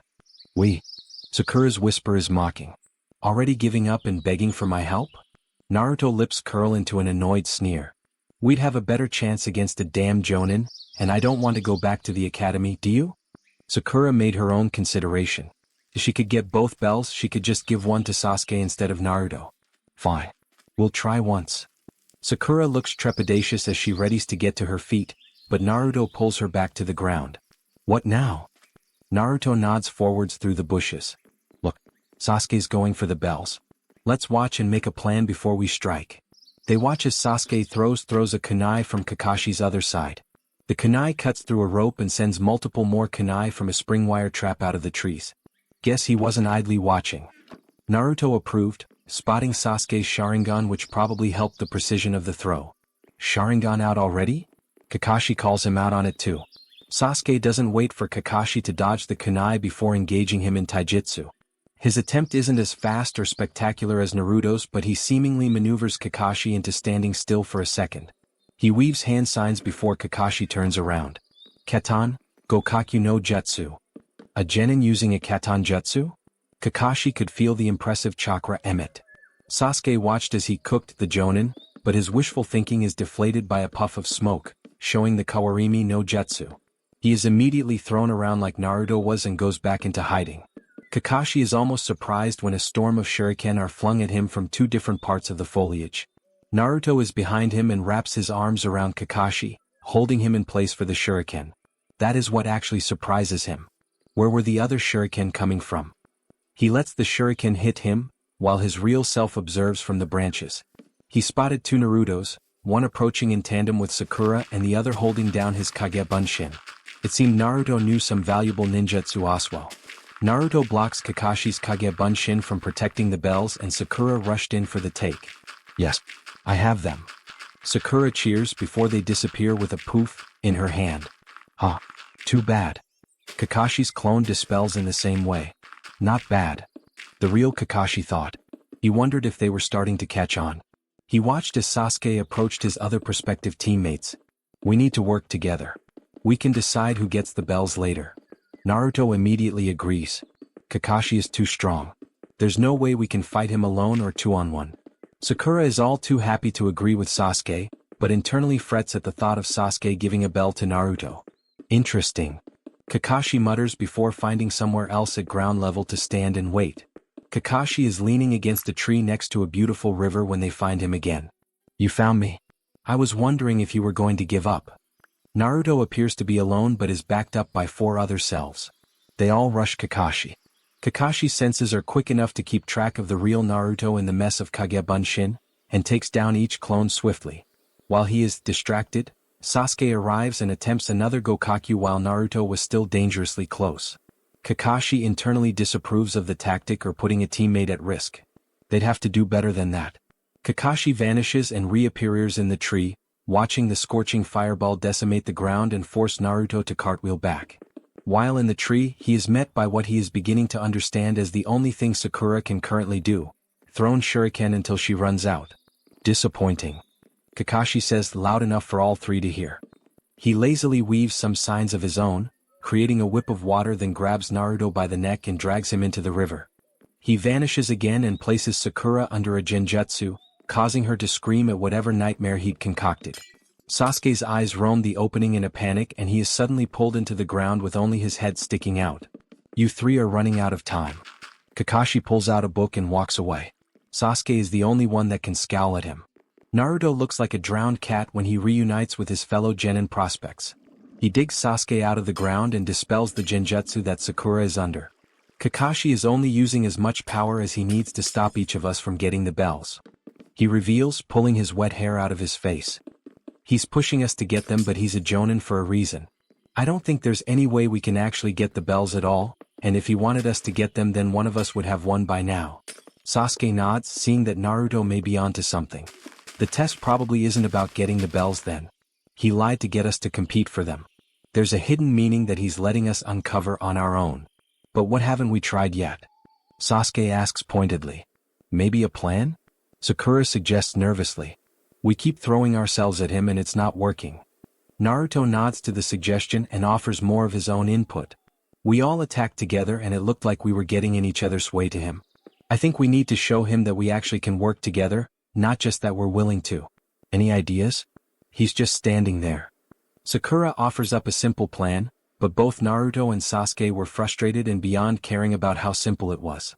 The goal was to get Kakashi to pass them, not to get the bells. The sun is getting dangerously low, and the 3 genin steel themselves. Their next attack is swift. The remainder of their shuriken are weaved into ninja wire in an attempt to capture him and send a fireball at him. He escapes easily. Kakashi notices that a clone of Naruto is guarding each of Sakura and Sasuke's backs, as well as one for Naruto himself. Clearly a prevention method to stop Kakashi from taking them by surprise at the rear. Every time he dodges, they push him into another trap of logs, taijutsu assault or ninjutsu. Kakashi weaves through them all before he is body slammed by the exhausted genin. It's enough to surprise him and his arms and legs are held tightly by Sasuke, Sakura and their clone bodyguards. He lets the real Naruto swipe the bells this time instead of protesting the teamwork. Their temporary reward for their efforts. Ah, you got them. Kakashi smiles menacingly. Now make your choice. Who's going back to the academy, Naruto? That's up to you. Naruto retorts and he drops the bells at his feet. All of us or none. Kakashi gives a genuine laugh, and it carries his happiness easily across the sunset grounds. I guess I have no choice. Kakashi's pose is ridiculously dramatic. You pass. All 3 students slump in relief. Well done you 3. You're the very first Team 7 under my tutelage. However, Naruto is struck with a sense of foreboding. A water rope lunges out of the river and dunks Naruto a second time. Brr brr brr. Naruto chokes on the cold water. That was for giving me the scare of my life yesterday. Meet me at the Hokage's office in the morning. Kakashi vanishes in a puff of smoke. Truly there is no end to conflict in the cursed shinobi world. Naruto swears and thinks on how he'll one-up Kakashi next time. Naruto stretches as soon as he closes the door of his apartment and immediately makes his way over to the kitchen for some dinner. He really should have known that Madara wouldn't give him any useful advice on a test like that. But that was his grandfather's way, teach him to learn on his own instead of spoon-feeding him the answers. He grins at the thought of finally going on official missions. The hidden Uchiha does some light reading in Fuinjutsu theory for a short while before practicing his sensing once more before bed. Sakura only had time to eat her mother's cooking before passing out and needing to be carried to bed by her father. "Sleep tight, baby girl." Kizashi tucks her in lovingly.